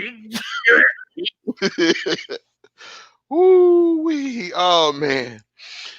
One thing So that used to yeah, man, always kill me though. One thing that used to what? always kill me about him though is that he Mm-hmm. was a black dude. Somebody in the chat said that they thought he was white, but he was a black dude though. You just And raised around white folk. he just raised around white folks. And then what Yeah. subsequently wound up happening was like he would go get like you didn't just have just black women on this site. You had white women too. You had women of different ethnicities. And Yeah. the one you had, the one you had was when you had the white girls on there. He had an affinity for Trailer Park Trish, but he hated, the black women. Like White Tina, for instance. White Tina, Mm-hmm. he loved her dirty draws, you know. And she Mm-hmm. was sniffing up behind some nigga named 211. Remember that nigga, Matt? 211 or Swill. Was Two, it 211 or two, Swill? Swill. That's Swill. Swill. Okay. She was behind Swill. Yeah. Yeah. So she was behind, she was all sniffing Swill's balls or 211's balls. And he was just absolutely smitten with her. And then he would Mm-hmm. love doing scenes with her, but when it came time to doing scenes with somebody like a Ice, he's like, I don't like Mm-hmm. messing with her. She's promiscuous. Like, nigga. Yeah. Yeah. I was like, what? I was like, man, just say what's on your mind, man. You just don't like sisters, nigga. You don't like sisters, man. Because what you talking about, you talking about the 211 nigga, you talking about Ice Queen, Yeah, and you yeah, also talk about the white Tina. That's what you're talking about, Swill. But yeah. yeah, Tina was promiscuous than a motherfucker, man. She was one of my best money makers, man, for a while when I was taking her to parties and shit. Because her head game was top notch, and he had no problem kicking it with her. But the thing with him and Ice, he just did. He was intimidated by hood chicks. That's all that was. He just did not like being around hood chicks. He was just intimidated by one of the other females that used to really spook him was gangsta bitch Tanika. Oh, Yeah, yeah, I he used remember to always tell me that he was like, oh, dude, it's in her eyes, dude. I can tell, dude. You can't trust her, dude. And her. I was just like, because I used to go over her house all the time, man, by myself. We have a good old time, man. But me, I'm like, I'm ready for whatever, man. Go down and go down, shit. And of course, she was wanted for aggravated robbery and all kinds of shit. Bitch was the truth, man. She wasn't to be played with, man. But the side trickster, as soon as he met her, man, he was like, he said, I don't want to be around her, bro. I don't want to do it. He met her one time, did one sex scene with her, and then that was it. He wouldn't go back. He was scared of her. Shit. But yeah, if you promiscuous and you white, it's okay. But if you promiscuous and you black, he didn't really let on about why he didn't want to fuck with the sisters. But I know why that was, man. He was scared of getting jacked. He was intimidated by them bras, boy. Yeah, that was one thing. He did not care for. He would fuck on them in a heartbeat. So Mm-hmm. if it came down to nothing, he they were like a plan B for him. And one of the Mm-hmm. girls that I noticed that made for a hilarious story only on Mackcity.com. Go check this out on Mackcity.com. Was Little Bit. Oh, you talking about when she wiped her pussy with the hat? Yeah, yeah, yeah. And the way she That's used to what talk to him, you know, Just super disrespectful, man. you know. Super disrespectful, man. Yeah. She used to always get that nigga the business, man. Shit. She was like, come on, let's get this shit cracking, cuz. And Yeah, he was like, dude, what? That's how she would talk to him. She would talk to him like she was a hood nigga, right. And for the incident I'm talking about where he was actually going to have sex with her, but they didn't have nowhere to go. But it was just the only place they had to go was in the back of his car. So basically, I don't know if he hit the pussy in the back or he got head or something, but he No, he ended up hit the pussy in skeeting the all back. over. Okay, yeah, Mhm. but he ended up skeeting all over the place, man. And she was in the front seat first. She was like, "Well, come on, let's get this shit cracking, cuz.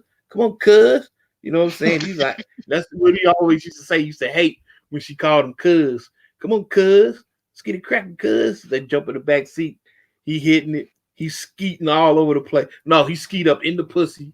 You know what I mean? And so he don't have, he ain't really thinking. He ain't got nothing to wipe himself off with, right? So say fuck it. He pull up his pants and shit, man. And he jump in the front seat. And he about ready to pull off, about ready to drop her off. But shit, she's still leaking. She still got shit dripping out of her. She grabbed this nigga, and I remember he told me specifically that this was his favorite hat, like a week before this happened. This nigga had like some sort of beanie or something, man, and he had got it from overseas, and it had some exotic wool or some shit, man. She sat her ass back there with her legs cocked open, man, just lapping up all the nut juices out between her legs with that favorite hat, man. He lost his mind, man. He was like, "Oh, what are you doing?" She was like, "Let's get this shit cracking, cuz." You know what I'm saying? Drop me off, cuz. Shit, she took the hat, threw it in the back seat. She went on the front seat. Man, this nigga brought that hat over just to show me what the hat looked like. I was like, nigga, it was all dried up and crusty, man. Like it had cake batter all over the shit. Like, why, nigga, get that shit out of my house? I want that shit in my house, man. Get that shit out of here. You know what I mean? Yeah. Right. He got blatantly disrespected, man. It was hilarious, man. I was like, bruh, I done told you, man, these bitches do not like you, man. And they doing shit like that because you refuse to wash your ass. Shit.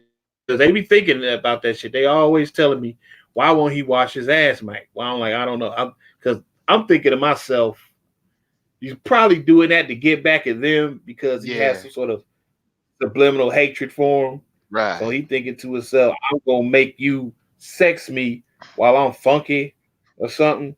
And in retaliation, they would always do some old stupid shit to his ass, like wiping their pussy with his favorite hat. That's the kind of shit I used to sit back and laugh my ass off at this cast of characters, man. Like, these motherfuckers is hilarious. Another thing she used to get off on calling. Remember the name she was Izzy? Izzy. Yep. Get your ass back in. Let's get this cracking, Izzy. That's the name of my grandmama dog too. That's the funny thing. Izzy. Yeah, man. Shit, I miss them days, boy. Yep. Old side trickster, man. This nigga. And then, I mean, during that period, you were pretty much, I mean, that's when your website was probably the most successful, right? You were getting the sign-ups. I really stopped. Yeah, my site didn't really drop off the map, man, as far as doing real well with money. Maybe 13. Shit. That's when shit. I had 2 years where I was doing six figures, man. And then that was like 2007, 2008. And then I was like pulling in maybe 50, 60 grand after that. And then like 2013 hit. It dropped all the way to like 10 grand. You know what I mean? Right. Shit. So yeah, it dropped drastically, man. I got a game where it was, when VHS tapes were still being used. Right. You know what I mean? I got in the game where there really wasn't no video being used for the most part on websites. It was just niggas snapping Polaroid pictures and scanning them on a scanner and uploading them to websites, man. Yeah, it was even digital back then, bro. You know what I mean? Shit. So I've been around for a minute, man. 2002, 2003. That was also, and I'm still making money off of it. Yeah, that was also the situation. I think that you remember the great DVD scandal of the city when somehow your shit got out there, right? And they made a DVD called Dayton's Finest. Yeah. And now these females were on the front, and then they came back at you. You said nobody was gonna see this. You said that they weren't gonna see it. And at the time, you had your website actually blocked in the state of Ohio. Yep. Mm-hmm. You know. And it worked for time until the smartphones became jumping. Because I, Right. I really couldn't block smartphones. I could block the shit through cable carriers like Time Warner and all that shit. I could block it there, and it was hard for motherfuckers to get the website locally. But as soon as technology changed, I couldn't really block it anymore, and cats was going in, download the videos, and putting them on DVD, and then going around selling the shit bootleg style in corner stores. Shit. And then, of course, the females was mad at me about it because they thought that I was the one behind the shit. Now, for folks that don't know, when I met the females, I basically gave them a speech where I told them, look, I'm going to limit your visibility locally so you don't have to deal with these dusty ass niggas all up in your face. You know what I mean? And Right. that's what I did. I limited their visibility because didn't nobody know what the hell they was doing for 2-3 years. You know what I mean? And they were putting in massive work. But then all of a sudden, when the technology changed, when the cell phones came into play, shit, and then shit started leaking, shit started getting downloaded, shit started getting bootleg. You know, I couldn't convince these bras that it wasn't me. Shit, I'm like, well, I mean, if you look at the shit on your computer, it's blocked. Mackcity.com is blocked. You can't get to it. But if you look at it on your cell phone, you can get at it. So I'm not understanding what the logic of me would be to have my shit blocked on laptops and on desktops, but still, uh, you know, do a DVD in the city. You know what I mean? I don't really understand what the logic of that would be because to me that's hustling backwards. When I could Yeah. just open this shit up online when everybody got a computer can get on and I can just get memberships out of that shit. I ain't gotta be on the corner selling a DVD. You know what I mean? Right. But that just opened up a lot of shit where me and niggas was beefing in the streets over this DVD, boy. Niggas threatening to kill me and shit.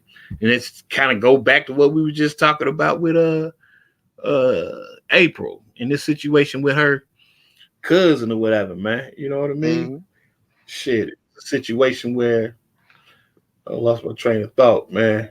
Well, these Yeah, females were trying motherfuckers. to say that they innocent and they did the shit voluntarily. Yeah, exactly. Yeah, they was trying to say that I did something to him, and he tricked me, and he fooled me, and I ain't signed nothing, and just lying to everybody and shit, and then everyone basically believing the lies. You know what I mean? So it's just like, bitch, I ain't okay. I'm like, well, if you believe that happened, you know what I mean? Go ahead, take me to court. I dare you. And then you got broads that was talking that crazy shit, like April. Like Mm-hmm. April was talking about, she was like, and I'm from the streets, I'm from the hood, and I better not never catch you, and I'm gonna do this, and I'm gonna do. That's the kind of stupid shit I had to hear from these females, mothers, aunts, sisters, uncles, daddies, all this shit because the female wasn't real enough to basically admit that she was doing this shit voluntarily for 2 or 3 years. Shit, Mm. you know what I mean? So when I hear Right. these stories, man, I automatically know. I'll be like, I already know what this is, man. It's another lying ass bitch, man, that just don't want to fess up to what she did. And I remember one of them. It was one of them. It was champagne. Mm-hmm. Champagne. And Right. that's a story that y'all need to go check out. Check out that Once Upon a Time in the Projects. Yo, go check that shit out. That shit was insane. But anyway, I can remember, Champagne had called me because her brother had went to jail. Right. And her brother had went to jail. So she called me. She was like, I ain't fucking with Big Mike no more. Fuck him. If I see him, it's on site. And I'm like, what are you talking about? It's on site. Fuck him. He put me out there. He making money off me on the internet. And this was during the period when, because Champagne had she was like 26, 27 with like 6 kids already, 5 or 6 Yeah. kids already. And so she was Mm-hmm. talking about, he put me out there. Fuck him. And I was like, what did he do wrong? Well, he put me out there. And here's what happened. Her baby daddy saw it some kind of way. Her Mm-hmm. baby daddy saw the porn and showed her uncle or her relatives. And she was Mm-hmm. like, I was like, but did he tell you was it was going up on the web? Yeah, he told me it was going up on the web. I said, well, then what did you think was going to happen when he told you that it was going up on the web? What did you think was about to happen when he told you this? Well, he told me nobody would see it. He told you nobody would see it. Really? It's on the World Wide Web. And he told you nobody would see it.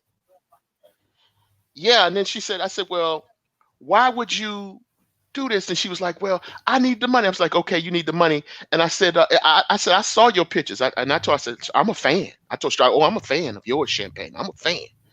And she was like, yeah. I said, you look very natural posing in those pictures. You look very natural posing in those pictures. And she was like, well, he told me what kind of pictures they would want to see on the internet. I said, wait. I had a Rick James one. I said, stop. I had a Rick James one. You said he told you nobody would see it. That's what you told me, right? She said, yeah, I told him, he told me nobody would see it. I said, but then he told you what people would want to see on the internet.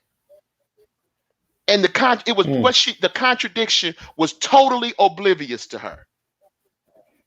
She totally missed what I was trying to ask her.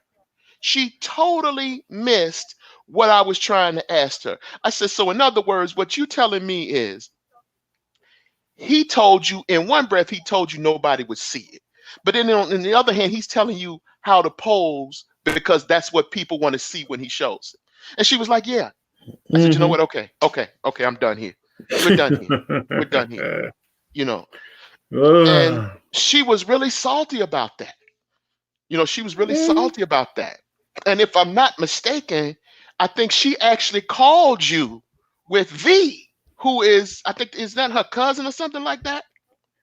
Nah, they just real cool friends. Okay. She called you with V on the phone and tried to get V to sell you out and side with her. What happened in that scenario? You remember? Yeah, nothing. V just basically said, I ain't co-signing that shit that you own. She said everybody knew what it was. You know what I mean? Everybody signed the paperwork. Big Mike paid you. And the rest is history. You can't get mad at that. And I was like, God damn, a female that's being accountable for what she did. I was, nigga, to this day. This is what me and you need to do. I need to find V. I need to find Veronica. Man. I know where she was last time I saw her. Last time I saw her was back in, I think it was March or April. I saw her back in March or April. And she was over there at Love's Truck Stop. But yeah, she ain't there no more. Yeah, maybe.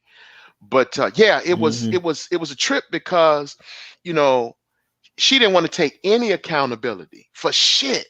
And it was during this time that, of course, she found God. Here we go. She found God or found religion. And I think her pastor was a woman, was what it was. And so she was like, well, I never signed nothing. I was like, that's not true, Champagne. You did sign. No, I didn't. I didn't sign. Yes, you did sign. Yes, you did sign. And so then she was like, I want to sue him. I want to sue him. I said, sue him for what? You signed model releases. What do you want to sue him for when you signed a model release to do this shit? And then she was like, well, because I got tricked. I said, well, here's what's going to happen. I said, now, if you sue him, I said, the only thing you're going to do is you're going to assure that your video is all over the city. I said, because now people are going to have to see what happened before they agree to give you any money. And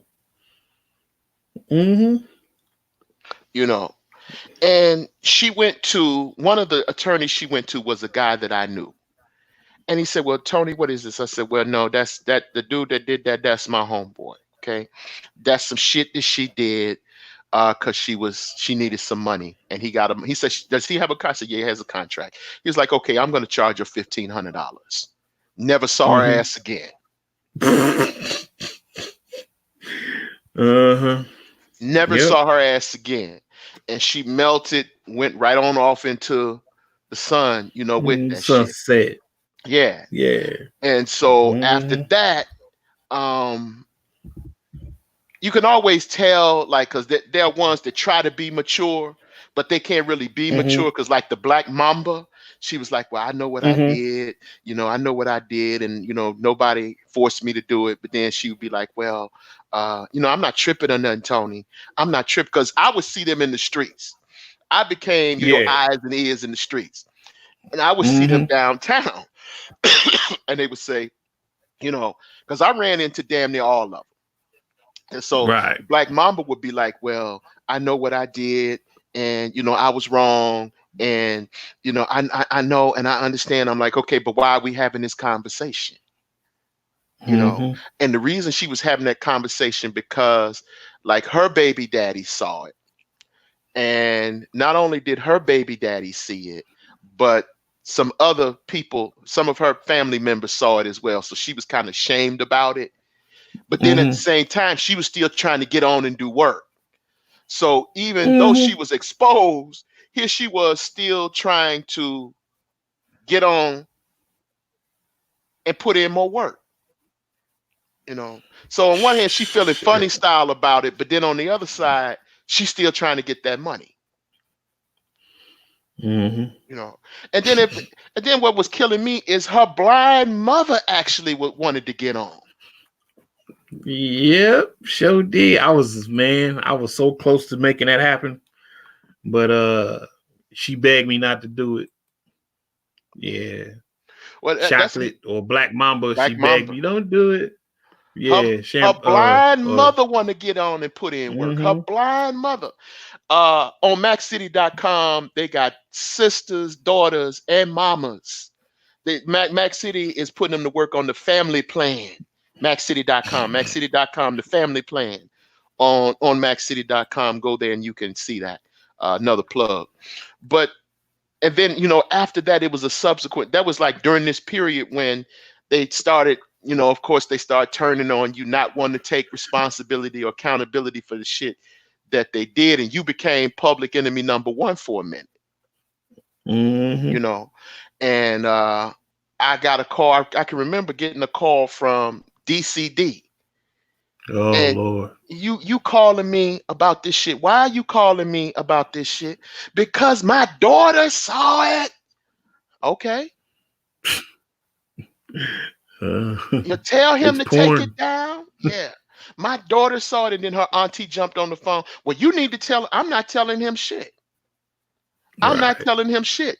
Your niece signed a model release to do that shit, and she got paid for all that shit, and she was not getting raped. She took those loads with a smile. So not only Yes, am I she not did. telling them, but get off my goddamn phone with this shit. Mm. And I hung up. Right. And the funny thing is that even after all this happened, some of them still wanted to do more work. Ain't that some weird shit? That's some weird shit because Mm-hmm. again, you know, when I saw Darling Nikki downtown, when she was going downtown after to take out a TRO on her baby daddy, she was like, I'm not fucking with Big Mike no more. And I'm like, why are you not fucking with Big Mike no more? Because he had me sucking dick. I'm like, okay, he had you sucking dick. Did he pay you? He had you sucking dick. Did he pay you? Well, yeah, he paid me, but he paid me chicken feed. Did you tell him it was chicken feed? Well, no, at the time, I needed the money. So your complaint is again? My Mm. complaint is he got me on the front of hoodheadhunters.com. Oh, really? Mm. And then 2 weeks later, she was back over there at the spot. Yep. Just a smiling, just a cheesing. Like ain't nothing wrong. Shit. Yep. Bruh. Ooh, it come with the game, boy. You know how they flip. Yeah. They So that now boy, they they'll flip parents on a hate minute. you. Their parents want to kill you for some shit that they did voluntarily. Mm-hmm. Don't let me catch Shit. that nigga in the streets. It's on site, Maceo, on everything I love. If I see that, they don't know what you look like, though. Right. They don't know what you look like, but if they catch you, it's on site. Mm. You know. Well, the family members don't know what I look like, but shit, Yeah, the the family models know what the members. fuck I look like. Yeah, but the family members Shit, didn't. You know. right. Mm-hmm. And then it was like, okay, you did this shit violent, and then there was old slow in the head warrior princess. You know. Oh, one of my Oh, favorites. oh, Mm, that mm, she was like, I'm going to the FBI on him. I'm going to the sheriffs. I'm going to the police. He making all that money and he ain't giving me nothing.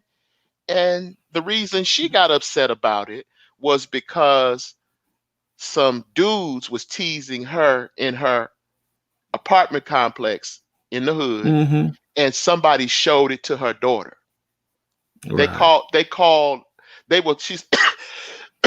She said that the kids at the school were calling her a cyber hoe to her daughter. Right. They were calling her a cyber hoe because that's what you called them on the site, cyber hoe. Mm-hmm. Right. And so they were clowning her daughter about it. And she was, I mean, she called me and it was like, yo, I was like, what's the deal? And she was like, he need to, and she never kept her phone on. That's the killing part. Never Mm-hmm. kept the phone on. He could have called me. How the fuck he gonna call you? Your number is forever disconnected. How is he gonna Forever. call you? You know?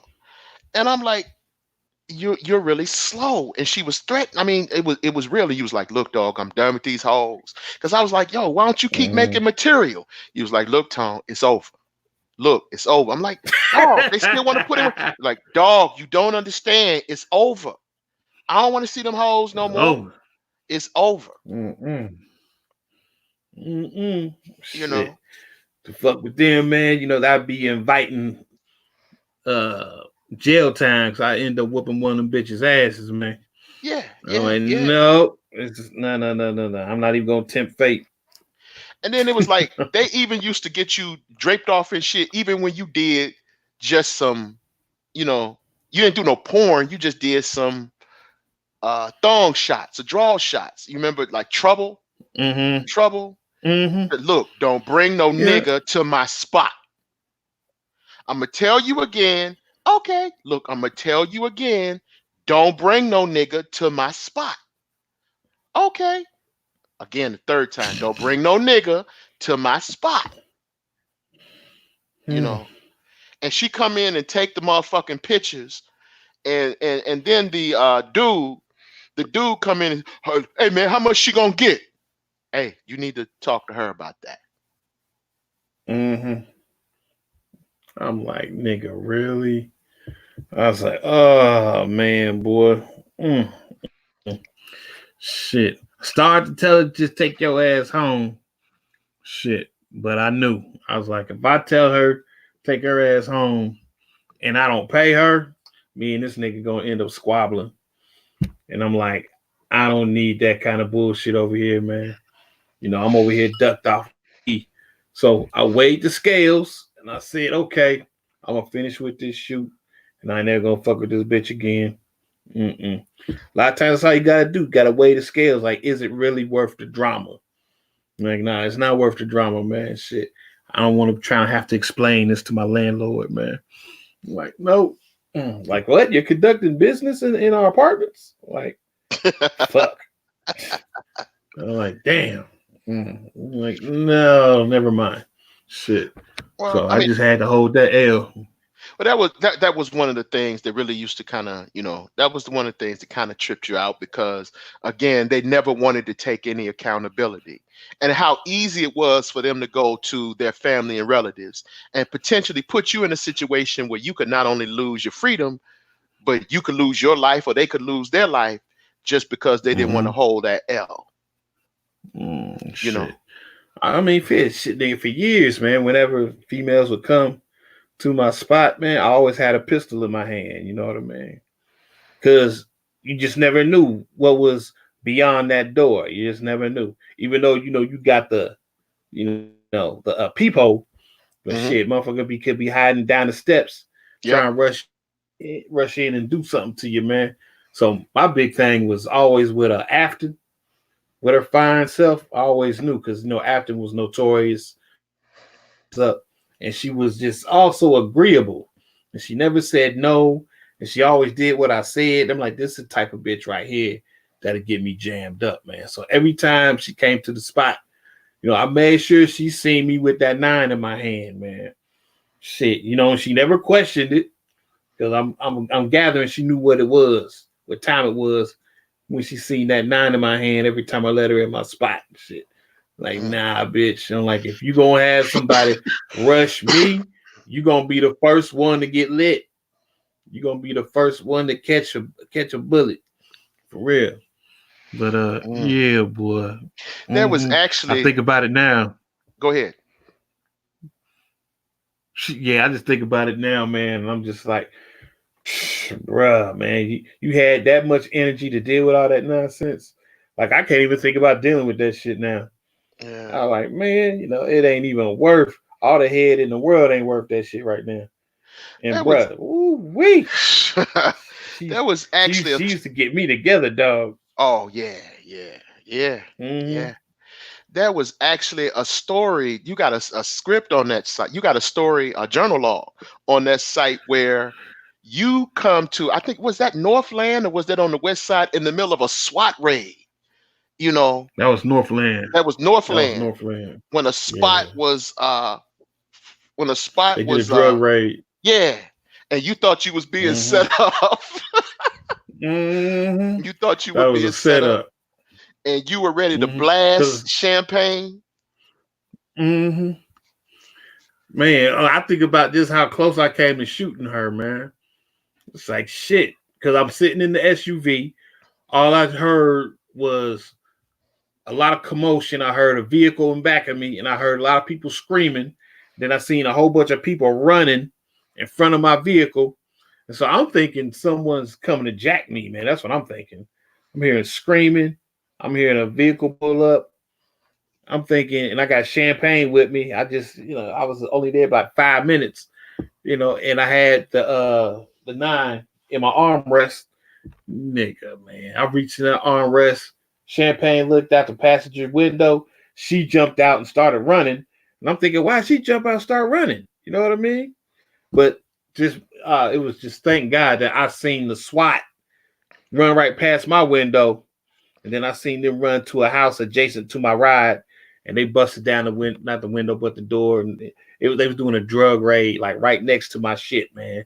And I was for sure with some niggas about to come and like kidnap my ass, jack me, and take me to an ATM or something. And I said, this bitch done set me up. I remember reading that in the journal log. One thing you said specifically, you were saying, if I go, this bitch is going with me.